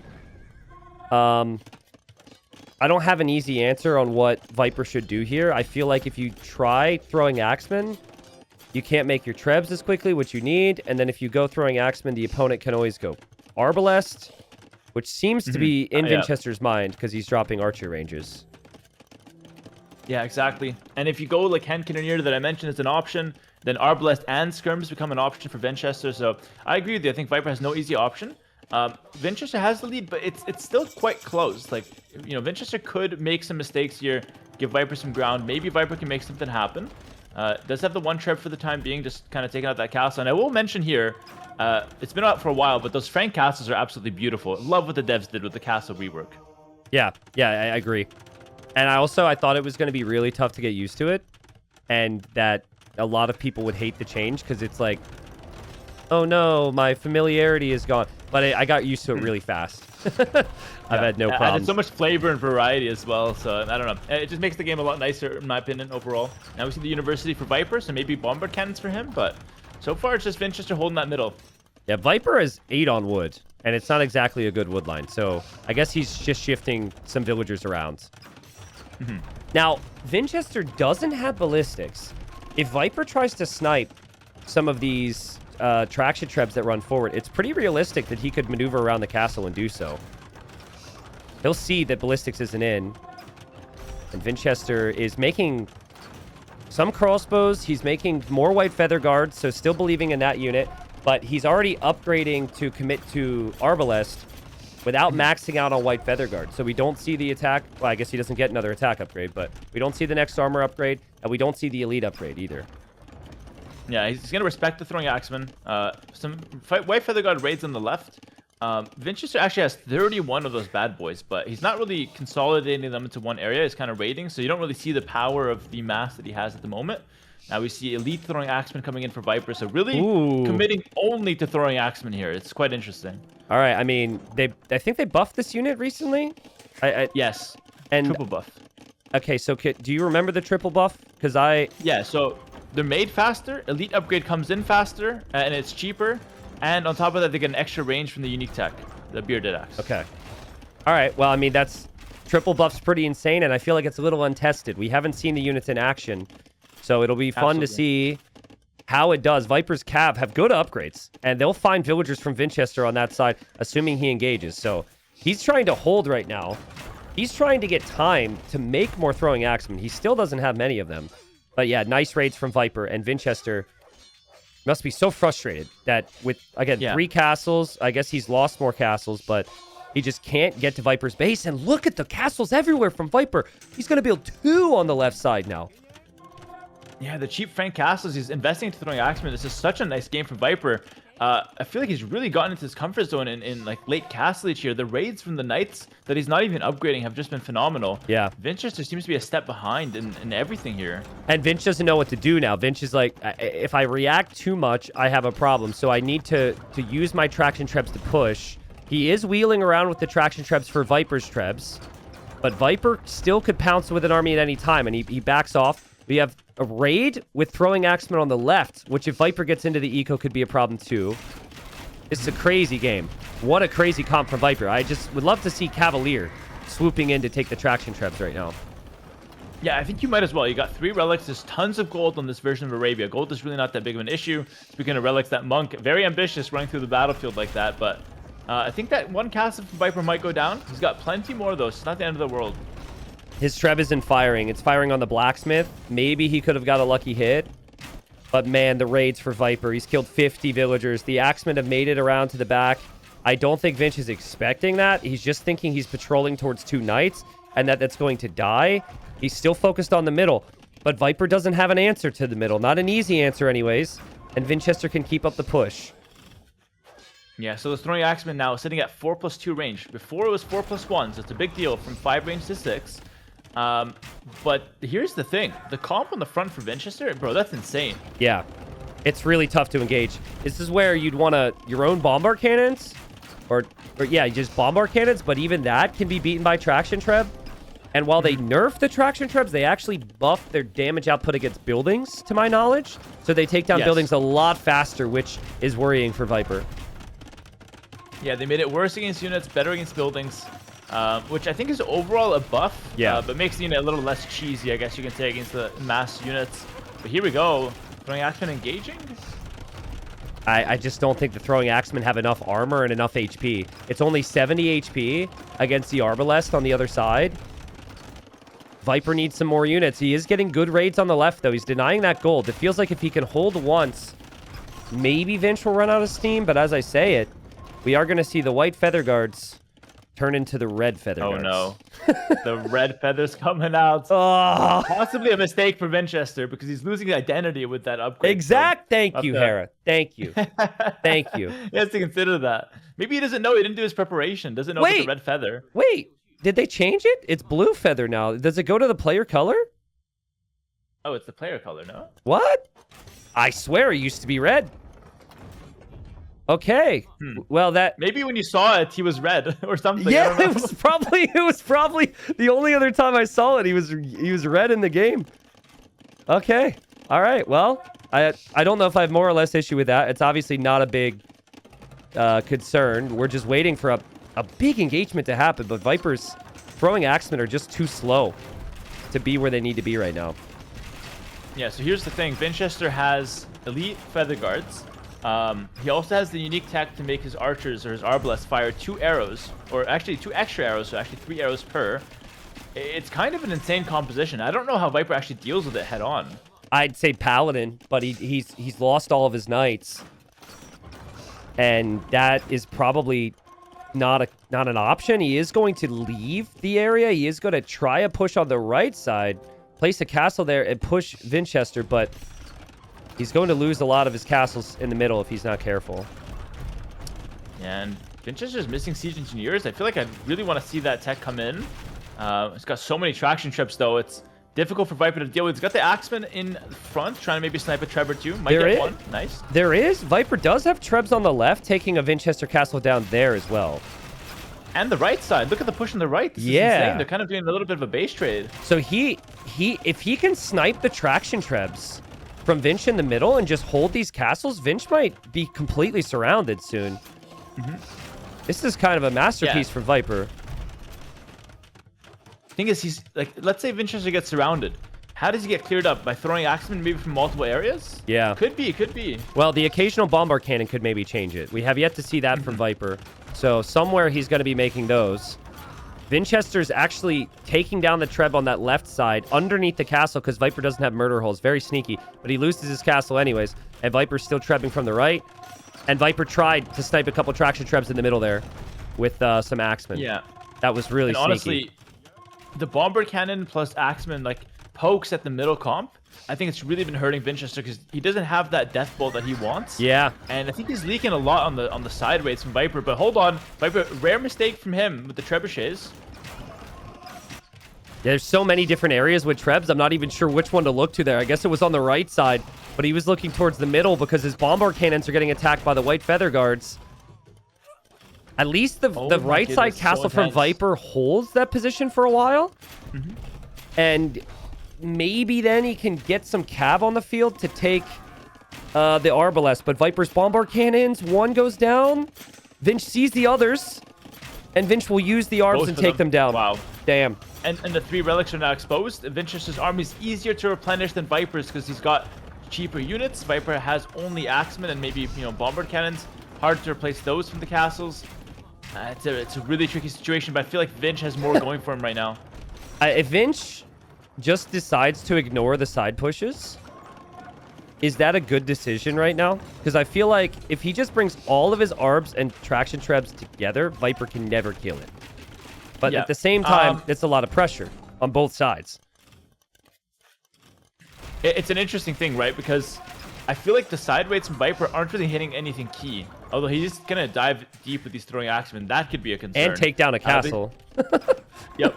On the left side, that's true. So, you know what? Maybe I take that back. Maybe the sideways are actually doing a lot more than I thought they were. Yeah. Winchester's pop is dropping, by the way, rapidly. Yeah. Viper's eco is kind of untouched. And Viper has access to more golds, too, because a lot of these castles are denying some golds, which Viper's been able to steal. This would be a crazy win if Viper can make this happen, dude. This is crazy. He's killed 110 vills as well from this position. Like, yeah, true. I think both players playing insane. Like, I love the save from Viper on the left earlier. He will lose the Treb now, I think. But saving the Trebs there took down another castle. Soon Winchester's going to have 0 castles. Viper still has more, but the front of his base is kind of wide open if he loses this one. What is this I could game? see a world where Viper can take out the castles from Vinch and then bring out the Cavalier switch that you were talking about to deal with the Arbalest traction Trebs. Yeah. But maybe in a few minutes because he needs time to set all that up. Yeah, this will get... Every siege unit is so important now. I say as Viper might lose his bomber cannon on the right because they're really in a bad economic position, both of them. Viper's got more vills, but a lot of those vills are probably walking right now. I don't think they're actively working because of the counts I'm seeing. So he needs to... Well, he's got 40 to repairing that castle in the front, right? Yeah, true. 40 builds. True, it is 40. Repairs. Yeah. But he's holding, and if he could get to the traction Trebs, maybe it's checkmate. This is ridiculous. I didn't think the throwing Axeman had any chance, honestly. Yeah, no, really creative from Viper. I was also doubting them myself, but, the buffs came in. The units, apparently pretty solid now, worth going for. And Viper, those 3 relics on the front are the only concern for me, because if he had those relics, he'd be in a really good spot. But minus the 3 relics, the gold is really an issue for him at the moment. Yeah, he is taking some over on the right side. He's still been taking those 4 tiles. He's taking those 3 tiles. You see these little mining camps on the left, too, from Viper, where he's trying to take golds. My God, though, when is he going to run out of stone? He can't repair this castle forever. He needs to fight that, and maybe he can soon. He takes a nice fight against Vinchester's group of Arbs, and I sense a regroup for Viper where everything's going to collapse towards the middle now. Yeah. Yeah, he's going for the cab, as you mentioned. So you were talking about cab for like the past 20 minutes now as the option that Viper needs to go for. Viper's slowly setting it up. Viper did not forget about the cab. He just can't really go for it too early. I just question if he's going to have the goal to actually get the upgrades that he needs to push it back. You need Cavalier minimum, right? Well, maybe Light Cav. Light Cav could work here if he had a few to snipe the traction trebs. Especially if he uses Light Cav to raid. Maybe he uses Light Cav to raid, and then he uses Bombard Cannons and Throwing Axemen to defend. But Vinchester knows Viper sees that relic too, and Viper won't be able to save it. He is going to quickly try and get those 2 relics. One of the monk gets sniped. And Vinchester holding on. But Viper's castle is still up. Viper still has those Bombard Cannons, which are still unfortunately outranged by the traction trebs. But he might have a chance if Vinchester's distracted. Yeah, and what we're seeing here, this whole like Viper camping on hills with castles, he's been doing this for a good part of like 2 centuries. Sorry, not 2 centuries, 2 decades. This is what Viper's known for. Yeah. Centuries. That's doubt. 2 centuries. Yeah, that's true. Wrong player. Viper has just been so consistent with these castles on hills. And it's the reason he's able to hold on to this game. Look at every castle's on a hill. It's incredible. It really is. I want to see, I mean, there's only one castle for Vinchester. So I want to see, and we are seeing it on the left, just get the Light Cav raids in. Use your Bombard Cannons to just hold. And there's a nice shot from Viper because Vinch is clearly distracted. And then just Light Cav into the eco. This is how a player can be completely undone. This is an insane win from Viper if he could pull it off, man. And keep in mind, he weakened Vinchester's position by sniping castles left and right. Now, Vinchester has only 1 castle, right? And the rest of Vinchester's base only defended by town centers. So the Light Cav raids, it's now, the perfect time to send those in. And this is a masterpiece. This is crazy. And this, as if the scoreline wouldn't be enough, this particular game would really make me lose some faith that you could move into the finals if you're Vinchester, because it's been such a fight, such crazy adapted play for Viper when I'm sure Vinchester knew he had a lead for a while. I mean, he was 2 units away of early castle age from winning this game. Yeah, with the straight up War Chariots. He's going to really think about that, as you mentioned. If he does lose it, oh, no way. Okay, I think he deleted it. He did that castle on the front. Yeah, thank God. Because that would have been a huge loss. But again, deletes it again. He deletes it again. Is he baiting the Bombard Cannon shots onto his castle foundation or what? That would be... That's a crazy tech if he's going for that. Uh-oh. Traction trebs are getting sniped. Traction trebs are getting sniped. There's only 1 now for Vinchester. He is pushing Viper off some positions at the same time, though, and he's taking some of this gold back. He somehow also has 2,000 food in the bank. Yep. Wow. Not much to do with it, though. You need the gold to offset the food to be able to spend the food. He does have 4 relics, actually. Vinch just sniped a relic from Viper. I don't know if you caught that earlier, which is nice. It's going to help him a little bit. But Viper with the Light Cav, though, they're really starting to do work with the cannons. Yeah, and I think the Arbalest count is always going to be the key for Vinchester. He's losing Arbalest. He's clearly distracted. Viper just took down a traction treb with that 1 throwing axeman on the very right side. Just sniping that to keep that position there. Viper's got 88 on food, Hera. I know you think that's rookie numbers. You'd like to see 105 or something, but 88 on food is still pretty good. No, definitely pretty good. And Vinchester tried to go for that forward castle. He's desperate for the gold. Couldn't manage it. We'll lose all those villagers now. Forced attack into skirmishers. That's desperation. I don't feel like skirmish is the right call here. Yeah. Maybe he just got nothing else. I think we might have just seen the moment where he's run out of steam. His Arbalest aren't enough. Viper could be in too many different areas. Viper's got castles everywhere he looks. He can't push him. Viper will reclaim some of these golds. And, I mean, Frank's skirmishers aren't the most impressive unit in the world, but Viper doesn't need the most impressive units. He just needs to make more units now, and he's got double the eco. Yeah, he's got 200 pop. Just keep spamming Vinchester. Don't let him, don't give him a chance to come back and really use that relic gold to build back up another death ball. And, yeah, so far, Viper just in control of, the flanks and starting to push back the center. Really nice play from him. Yeah, you can sacrifice 20 units to take 1 traction treb right now, and you're happy in Viper's position. Exactly. So, not a problem for him. But he is. It's just going light cav, by the way. Not the best choice for Shu at the moment. I mean, I've seen you go light cav with Malay, so. That is true, yeah. That is true. Do you remember that? I mean, it was an epic game, the Malay Bohemians game. I'm sure you remember against Yo. Of course, yes. One of my favorite games I of all don't know time, how actually. much of that Loved it. cast you rewatched, but I'm still kind of pissed you went Malay light cav. I should have went Two-Handed Swordsman. Someone was telling me after the game, like in the audience, that Two-Handed Swordsman would have been the play. Yeah, I mean, it worked out. I mean, you had the mobility, Yeah. and it's still... Light cav's light cav, I guess, at the end of the day. But I think more than the units, it's the position. You're not raiding Viper's position with this many castles with inferior light cav. With light cav that lack... well, he hasn't even researched the armor, but that lack bloodlines. It's just going to be way too difficult. And we're just looking at a player in the blue who is just clearly probably aware he's dead, and he just can't believe it. He just wants to fight on a little bit longer. This is the game that, you know, he kind of needed the win. This is one of Viper's, you know, last picks. Keep in mind, Viper still has this Chinese after this as well. Yep. It's heartbreaking for Vinchester because he needed this win, and he's slowly coming to the realization that he's not getting this win, and it could be a tough thing to swallow in the moment. Castle in the south. Viper will see that. He'll probably kill a lot of Vills, but even if he doesn't deny it, that is not exactly an area that Viper cares about. That is a desperation castle from Vinchester. Vinchester taps out. Viper, creative today. Lots of armies today. And able to recover in this game from a big deficit and come back and win. Game number 3. Yeah, incredible play from Viper, honestly. I don't feel like Vinchester played too bad, but a couple moments that, you know, we have to talk about here. Number one, Castle Age not going all in on those chariots, or at least opening 2 siege workshops. Like, not opening for that pressure, that kill. Maybe lacking that killer instinct is what is holding Vinchester back. I think that's a very, very big miss on his end. Yeah, especially, like, my feeling, and maybe he has a lot of confidence, but when I'm down 2 games, I'm more inclined to go crazy in game number 3, right? Because especially when the gold is there, maybe in his mind, as he's advancing out across the map, because he had to make a lot of decisions with his investment right when he hit Castle Age. He didn't have the information we did. He didn't know that Viper played fully open. He didn't know that Viper didn't, I don't know, tower defense or have more than he did.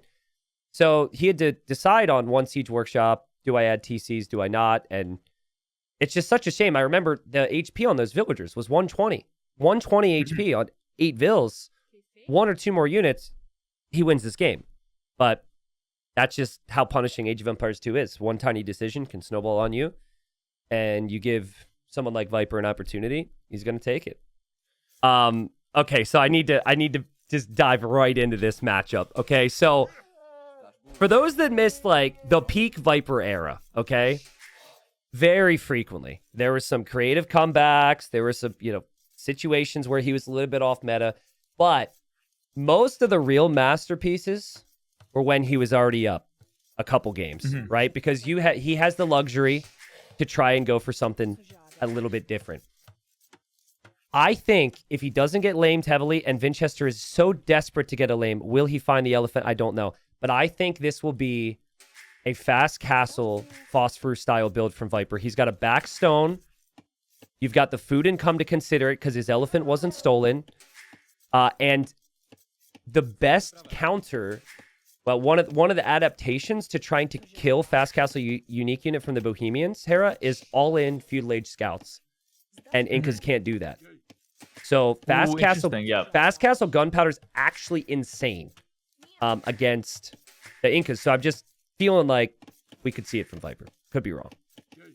I mean, why else would you pick Bohemians here? They're not exactly the best tip for playing scouts or archers. You know, you do get that nice gold bonus, but nothing too special. What's really special is like the fast castle Hussite wagons. Yeah. You know, the Henkenir and Castle Age. So, you know, that's clearly what Viper wants to go for on paper. Whether he actually goes for it or not is a different story. Vinchester made a barracks and a militia and used it to pick up sheep from the back. This is so strange. What's going on here even? Well, so this was something that we'd seen on Rocky Forest with Incas. The early barracks, lots of militia, and sometimes you see 4, 5, 6 militia on the back of it, but this is strange, but maybe this is an edge. Trying to pressure with something that Viper isn't expecting, because he's down 3 games. And I just have to repeat, he missed the elephant. Just so unlucky that he didn't scout the elephant on the front. He did get 2 sheep, at least, that are headed back home. Yeah, 2 sheep. It's not bad. It's a reasonably successful lane. You can't even be too unhappy with that. He could catch Viper to Loomless. No, never mind. 20 Viper seconds saw on the that loom barracks. for Viper. Viper just saw the barracks, dude. Makes sense. Yep. That's crazy. Yeah. Wait, why does Viper send all his vills to go get the deer? Oh, he wants to take the deer and then make a mining camp with those vills. Yeah, Yep. Okay. Yep. Fair enough. That's smart, actually. This is funny. Vinchester's going to drush the wood, and he arrives, and he's like, where is everybody? He's like, there's nobody here. This doesn't make any sense. And now Viper's coming back. But this is pretty common for Vinch. He does just like to attack a house and take the house down quickly. Yeah, dude, find yourself a guy that's just as happy as Vinchester hitting a house. He's so easy to please. You just give him a house and he'll just sit there hitting it for 5 minutes. He doesn't even care, by the way. This is fine for him, you know? Yeah. Well, Incas can have pretty flexible eco on the back of this, especially when you have the extra goats coming home. He will get his mill up. He didn't get to push in any of his zebra or take a zebra because of the activity on the front. And now he's shifting over to the berries. But listen, I'm telling you, Viper's going fast castle here. He's built the mining camp. He is going to be housed, though. And normally, that's not part of the plan. So if he tries to... Ooh, okay. So now he tries to go feudal with this amount of eco. I'm curious on if he can manage it. Because you normally want to overload on berries and have 6 or 7 on berries for when you get pressured. And that's not happening. And normally you want to have a couple more vills as part of your builds here. Yeah, I'm not going to lie. I don't see this working out for Viper on the current situation. Like, he's got so little on food. Like you mentioned, the berries are essential for this kind of idea, this kind of strategy. And Vinchester's denied that. Vinchester now knows that fast castle's on the cards. He's probably going to forward or something. Sending some vills forward right now. Maybe some more men-at-arms could come in for him. But Viper does not have the food to work with at the moment. Yeah, I think this reminds me of the wheelbarrow situation for Viper in the previous game. He gets housed. He wants to do something with his town center. And he's just clicks up. I would have liked to see him stay housed, build the house, add a couple more vills. You say he needs food. He is going to try and mill the zebras in the north there, which, again, really uncommon. And Viper now trying to trap Vinchester and mess around with Vinchester there, and Vinchester knows what's up and doesn't allow it. I will say, that's quite creative from Viper. Those zebras are not always there. You're not guaranteed, but he scouts them, goes for them, completely winging this at this point. And he's only on 20 vills, but yeah, he's got nothing. Normally, there's no way. He'd be close to Castle Age, but there's no way. Yeah, he may have to adapt and just play Fuel Age, right? Yeah, it'll be adapt. I mean, it's adapt or die for Viper here. Luckily, he can die and still be fine in the series. Vinchester correctly assessed he needs to apply some fast damage and can still go for men-at-arms. He's got a beautiful eco. Back at home, still plenty of sheep. Good eco balance with everything on the resources he needs, and he goes for the fast archer range, which, in my opinion, is one of the best ways to pressure this. It's just a couple archers. You don't need to go much more than that. Oh my goodness, that could have been a trap, but yeah, Vinch lost the men-at-arm, or a future men-at-arm coming across the map there because he just got caught up by Viper's scout. So this men-at-arm rush is only 2 instead of 3 strong. Viper's still, insisting on those berries. Probably wants to try to force the fast gas. So he could make a tower. I know Phosphor and maybe yourself, not really a huge fan of defensive towers for this kind of build, but maybe you have to here. Yeah, well, if you're not going to be up to Castle Age, you're not going to get the castle. So you might as well build the tower, and that's a really creative tower from Vinch. The only thing is, present-day balance, you need to have that fully walled in, because if Viper sees it, he could just batter that down with a couple vills. But he doesn't see it, and it would be kind of tough for him to react to that when he's also on the berries right now. Yeah, he goes for the market here. Berries gonna have to be abandoned. Viper's about to spot that tower behind his base, by the way, behind his wood line, and see how he reacts to that. Okay, Vinchester's been trapped. Viper's going for a counter tower now. It is a late counter tower, but Vinchester's villagers won't be able to leave easily. This is just one of those things, like, after losing the first 3 games, Vinchester's not really having a fun time. He needs to get through this. He needs to win this game. Because, like, if he wins, he loses. Because he doesn't feel like he played a real game. And if he loses, he really loses. So, there he goes. It's always tricky when you're playing against something like, you know, the Foster strategies or whatnot. Because it's frustrating by nature. Oh, nice Vil kill from that tower.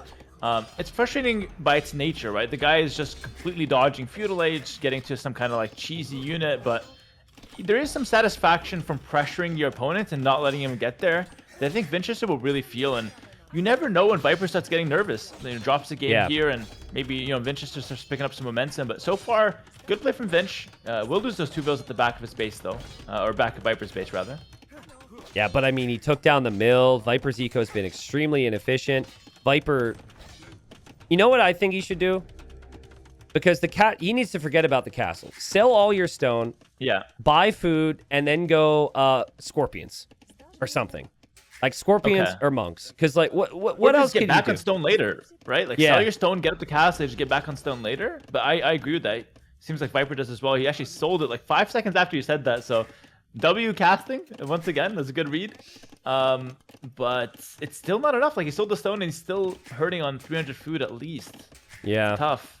But this is, I think you have to recognize when your eco's crap, you can't lean into fixing it by adding more Vils. I feel, and that is something that is, like just what we said with Vinchester. In the previous game, if he just went all in, probably wins. Here with Viper, it's different. He's still really far behind, but he's just going to stay further behind if he doesn't get the cast late soon. I agree with that, but I think Vinchester in the last game had like a good position, so he didn't want to all in. But this time for Viper, his position sucks. You might as well go for it. So I think Viper should just all in, 0 nerves, like don't even think about it. It's your best, you know, chance to actually snag a win from this position. And you know, granted, a viewer might be watching this thinking it's not that bad of a position. Viper has the towers, he's fine, but the reality is here, he's kind of stuck in Feudal Age. Like Vinchester's up to Castle Age, and Viper, he has 4 farms. He can't get to the Castle Age easily. Not without using the market, at least. Yep. And Vinchester, he has cut some corners compared to the standard game. But I think that was the correct play, because if Viper was in Castle Age quickly and getting to a castle, this could get kind of iffy and questionable. So I think we're going to see a Siege Workshop from Vinch. Viper's still like, please give me the resources. I'm sure actually he wants to resign right now. Like, he really does. He's 50 food away. He's already up 3-0. He's like, oh, do I have to? Do I have to keep trying? But he's waiting, and this is so painful. I hate this. And there he goes, finally. Yeah, Viper could resign this game, and no one would give him, you know, flack for it. You know, you're up 3-0. It's rough. Might as well. But I'm a big fan of playing games out to their last possible chance. So Viper still has a Hussite Wagon's chance at winning this game. Vinchester goes for the, what is that, double monastery right away, so really does not want to lose the Hussite Wagons, my goodness. All right, Hera, I'm going to speak to you from a place of trauma, having faced this stuff, okay? What Phosphor would do, because he's like, he's going to uber die to any push. What he would do is he would delete the house on the left, and he would run around by the mill.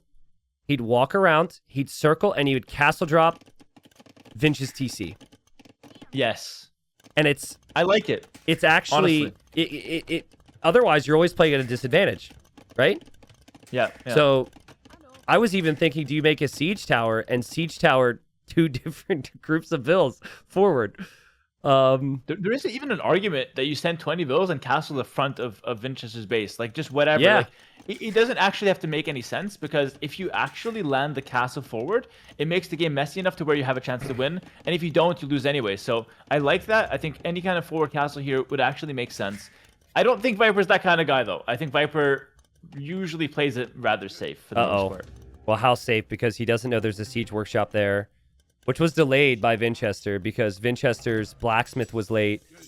Oh my goodness. Oh my god. Oh man. Vinch, just let him think he can do it. And then bam.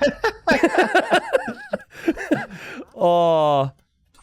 Yeah, maybe Vinch should have waited like 10 seconds. Yeah. Ironically. And just wait till it's at 50%. You'll never do it as a player, but when you've got the mic in front of you at the casting booth, you always say that someone should wait. He's doing the math. He should have waited it there. And Vinicius is like, bro, I see villas. I'm shooting them. Exactly. There's no math involved here. Viper goes back with the castle, gets himself a monastery. Viper does something that I think Phosphor himself doesn't do. He goes for the unique unit into redemption right away. Like, it's a combo that does well. Yeah, don't even make the unique Viper's unit. really good at that. Maybe make one. Make one and then force. Yeah. Dude, full monk. Full monk. Hera, I have played against Bohemians with Phosphor, and he will go Heresy when he has one monk. Like, Redemption Heresy with one monk.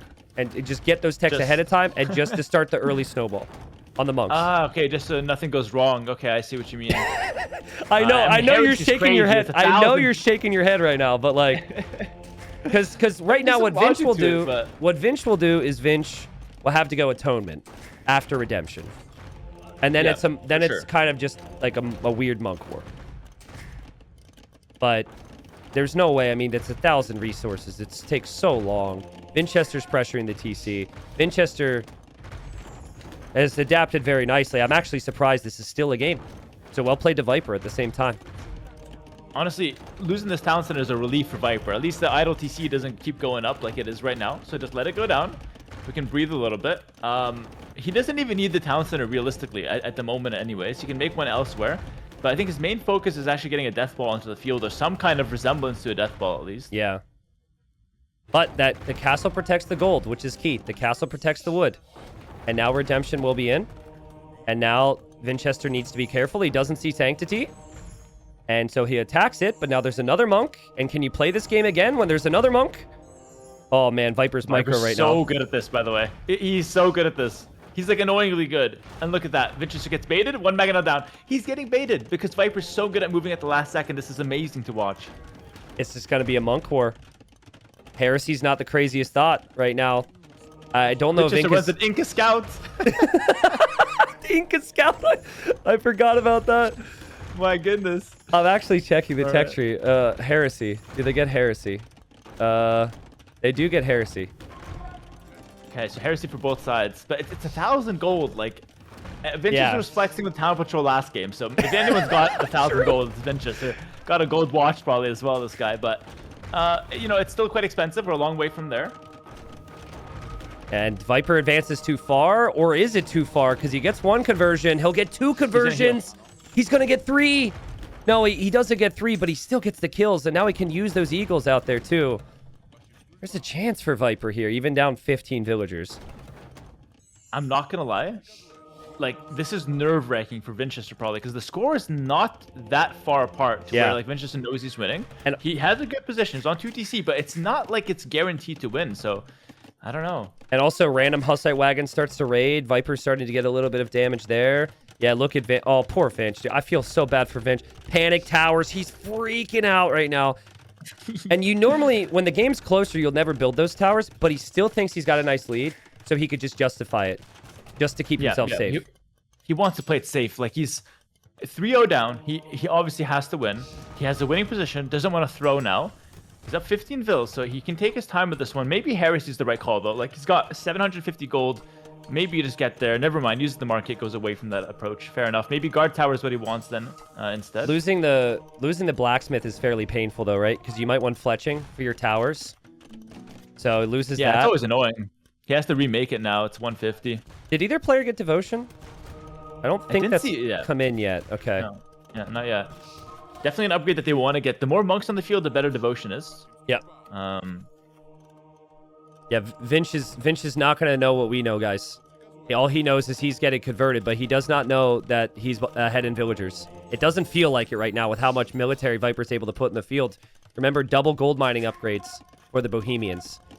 So Viper's even on stone, too, so we could eventually get to a forward castle from the Viper.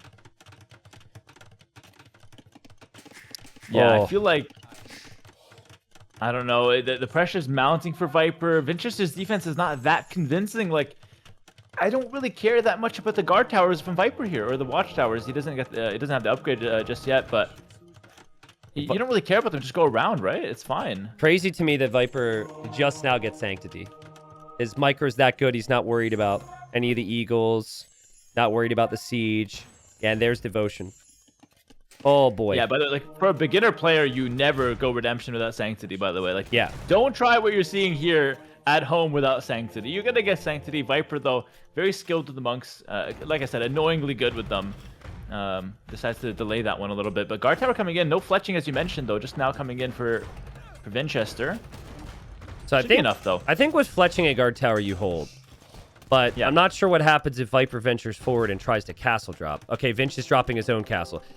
Oh, but now he Think cancels twice it. about it. Bro, he's second-guessing everything. Yeah. He's second-guessing he's so everything. nervous.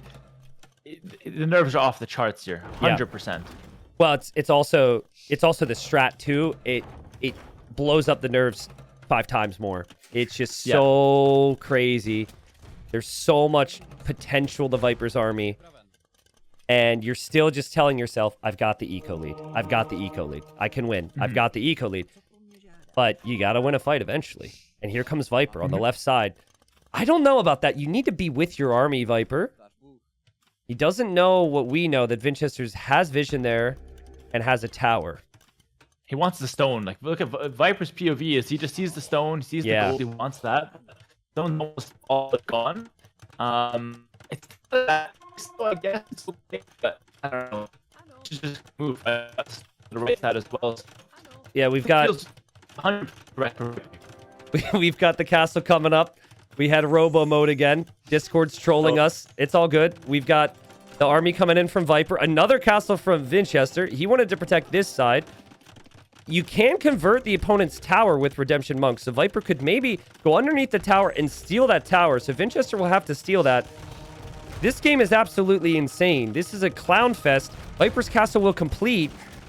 And then he could pressure the town center there from Vinchester. What in the world?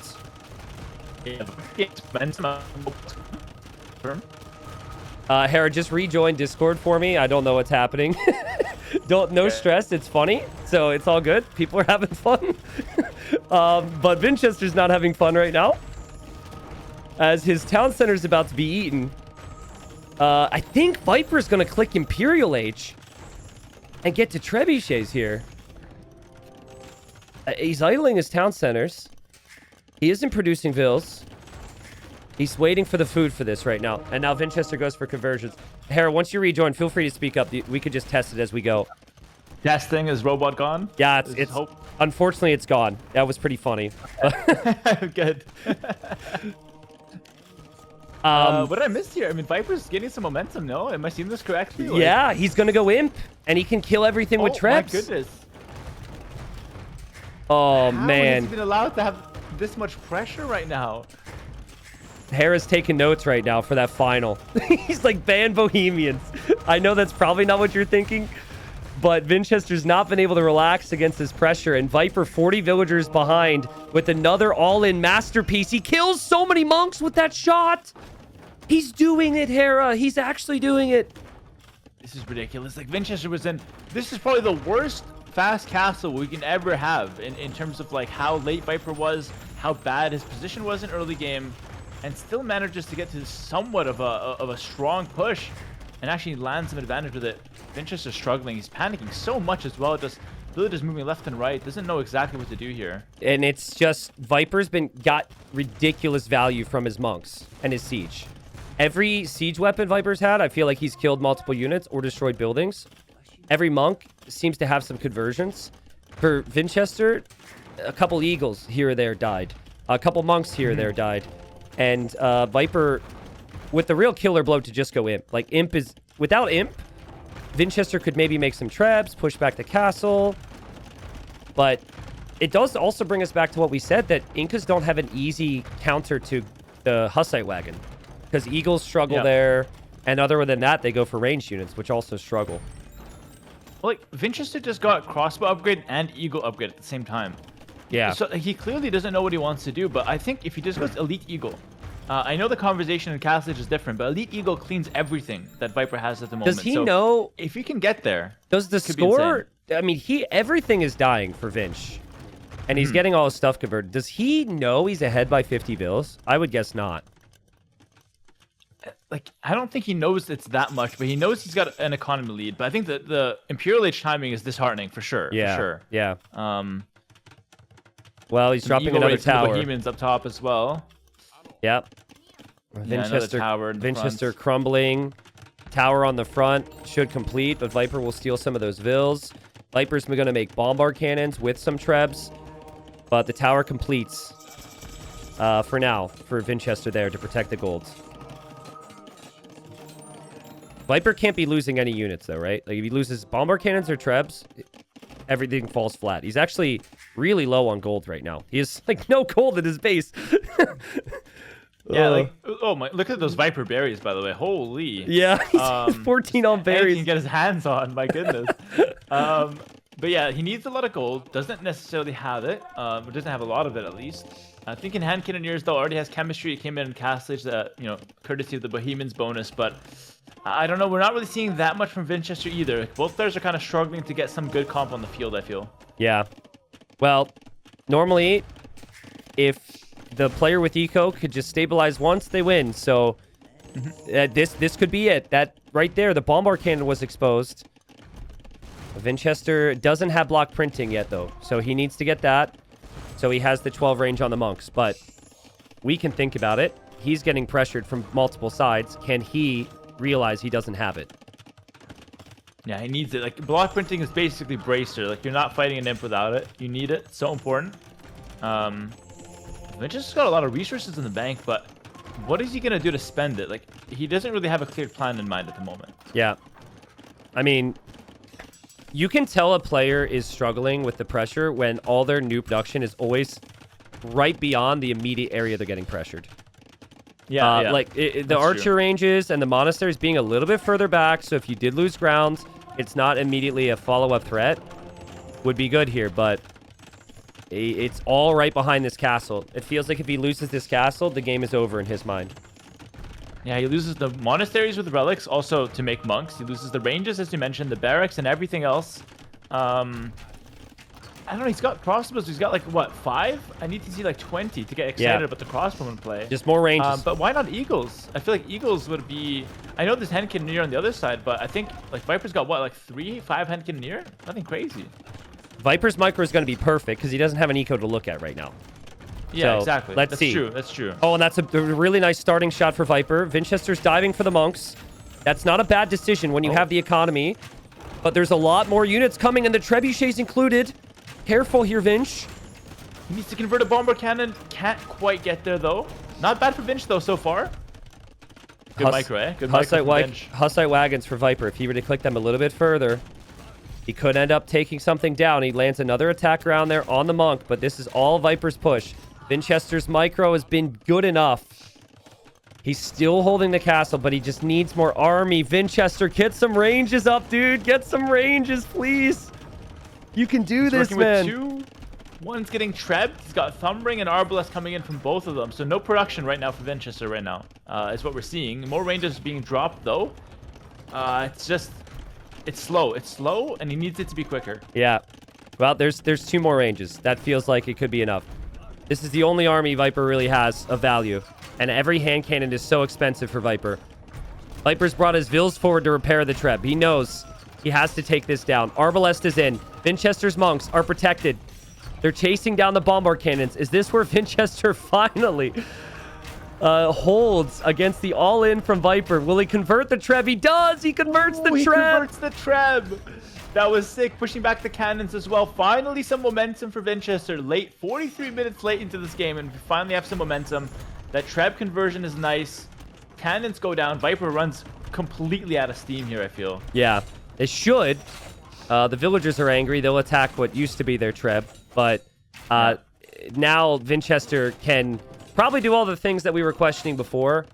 A little bit more army production, patrol around the map. Viper doesn't have an economy, only 56 vills. And bit of a side raid, I guess, on the right here from Viper.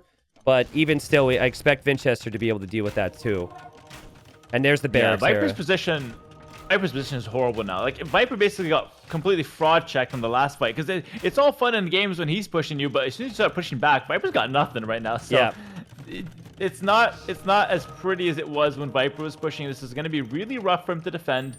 Winchester knows this. He's going across the map as soon as he can.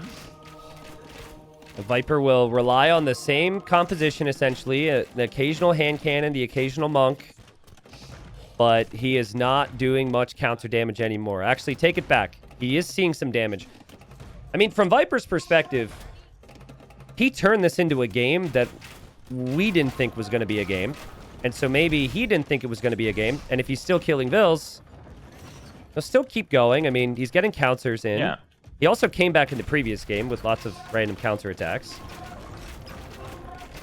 Yeah, I'm not gonna lie. Viper had me convinced. I thought he was gonna win at some point. Winchester was just not making the right choices. So, you know, at this point, I can say pretty clearly Winchester should win. But Viper had me convinced at some point. He made a game out of it. Gotta respect that. Well, just the thing. Imagine if he didn't have a complete disaster of a build at the start, right? Like, imagine if this build was 20% better. If he had a couple more sheep. If Winchester didn't apply quite as much damage in feudal.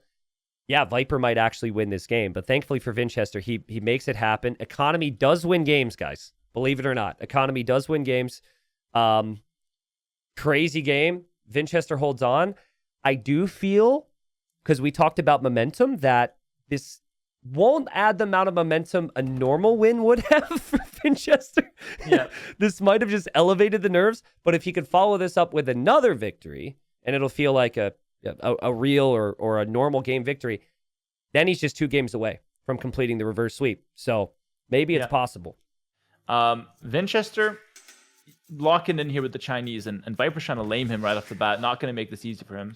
Yeah, I think you should always try and lame the Chinese. I know you've gone for some extreme methods. You brought that one villager forward against Hart. But with the lames, you don't always get what you're looking for. And so far, this is a really weird map generation. But Viper doesn't find anything at Winchester's base. Yeah, Viper, you know, kind of scouted the right areas. He's not even unhappy with that, but just didn't really find anything. Could decide to loop, but maybe the safer play is just to go back. I think it's good to lame the Chinese. As you mentioned, I did go for some extremes against Hart and against Yo a little bit to lame some of these stronger civs. But, you know, there's a risk in that as well. And Viper with the Katans might not feel like he's working with that much less of an advantage compared to the Chinese. Like, the Katans are also a really strong civ. So maybe you lame a little, but if it doesn't work out, you're fine. Like, it's not that bad of a situation. Especially because that's some good scouting intel. You could see the berries are kind of forward on the hill. You could see the gold is forward on a hill, and then that wood line isn't exactly that great for Winchester to protect either. But yeah, Viper knows about that as well. Yeah, interesting. But what would your opening be? I don't think it's spoiling too much to say what you would open here against the Chinese. I think there's always an argument for spear skirm forward if you're that type of player, but is scout opening enough? Because Chinese have the villager lead from the jump. Yeah, it's difficult, right? Because for the people watching here, you might not realize how strong the Chinese are or why they're strong. It's basically just they get a 2-vil advantage that never really goes away, right? So they're always working with a bit more than you, and that really tends to snowball when it comes to competitive Age of Empires. I mean, I would say play towards your civ strengths if I'm Viper. So I think a nice scout rush, although not the best option against Chinese, usually the Katans do get a lot of bonuses towards the scout rush. So maybe it's enough. I feel like that's a decent opening, to be honest with you. Yeah, I think what I wouldn't like to see is for Viper to play scouts into crazy walls right away. This is a map that he could wall up, and sure, walls are going to happen, but lean towards the aggression and keep your eco as efficient as possible. There was a game that you played against Barles. Now, Barles was a bit unfortunate. There wasn't as many deer to push in that series for him, but he was playing Chinese, and he was like, okay, I'm just going to wall up and protect my lead like crazy. And what ended up happening was he got the walls down, but he nuked his eco the entire time he was walling. And you on the flip side, see he's walling, and you played somewhat open, and your eco is actually on par. And I think the Katanas could be in the same boat here in theory. Yeah, and I was Romans for that game, so I had a nice advantage for my for my economy, for my villagers. Katan's kind of similar. They don't work faster, but the pastures are kind of just insane. They generate a lot of food income. Think of them kind of like Khmer farms, where you just get like a lot of extra food income and it comes in quick. So yeah, I think Viper can aim for something similar. I do like the idea of skipping the early walls in favor of some aggression. And Vince's map is one that doesn't necessarily deal with aggression well. He does have the back gold, which could save him, but forward gold, forward berries, awkward wood line. This is kind of like peak Viper pressuring territory for the first 15, 20 minutes. I mean, we talked about Barrel's walling. Vinch is going to play open, and he's going up really quick. This doesn't seem like a build where he's going to skip over his own military. And I like that because I think this is just not a map that you could easily wall up against Viper Civ. Eventually, some walling around the wood line could be nice and a little bubble. But yeah, scouts, I think, for Vinch as well here.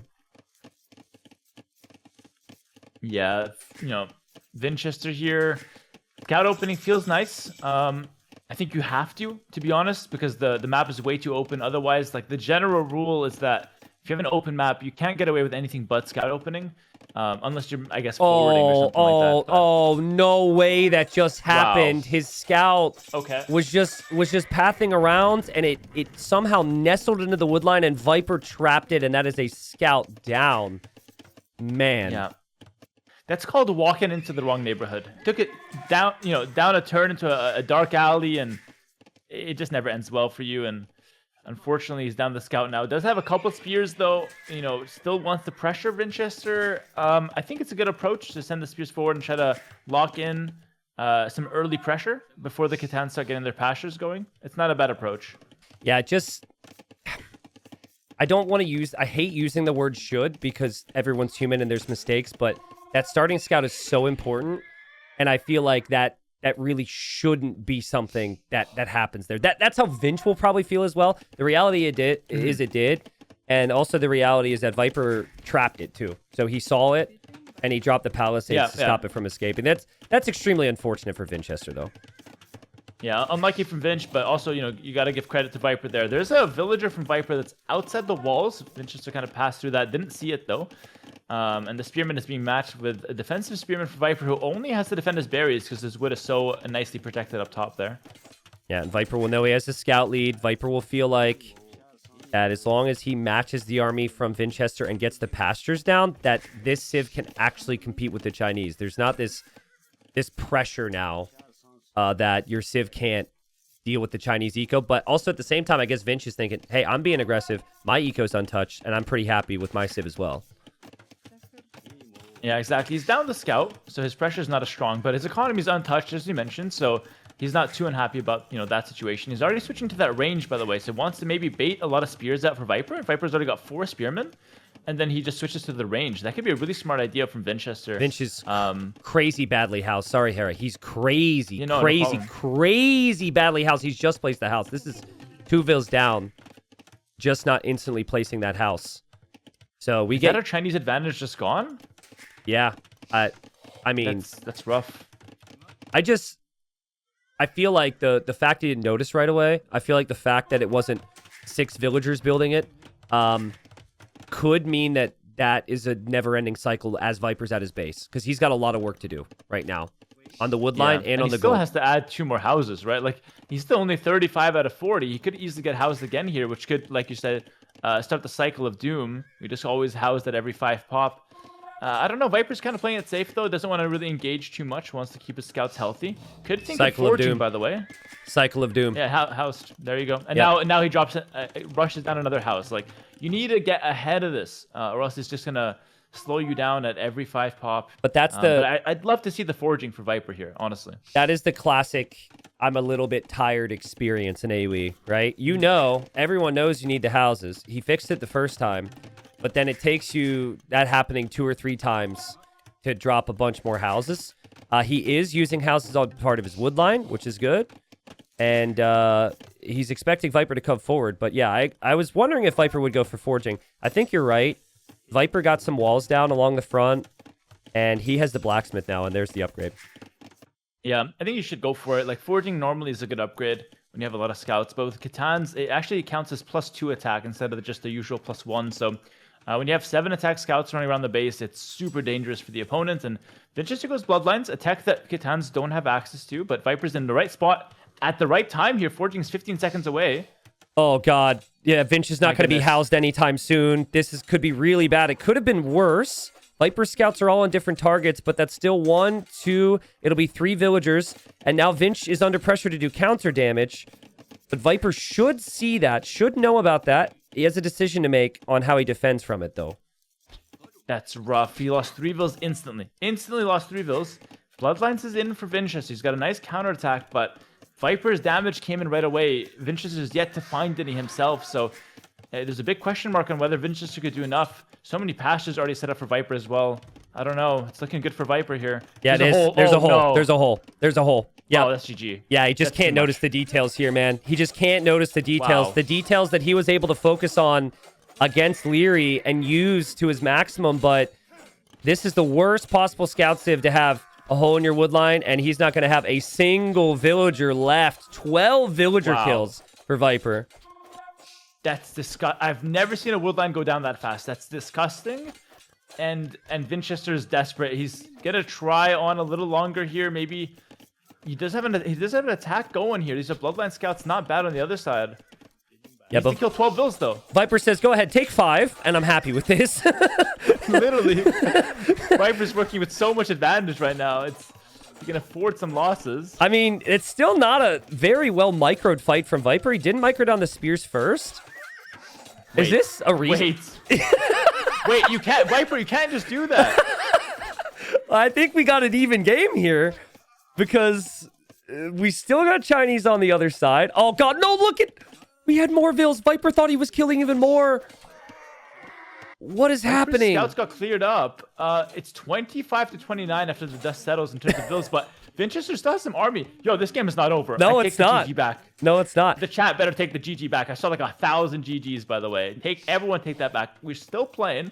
Winchester's woodline is looking rough, though. My goodness. Yeah, well, the difference is that wasn't like you only had 5 villagers working on wood.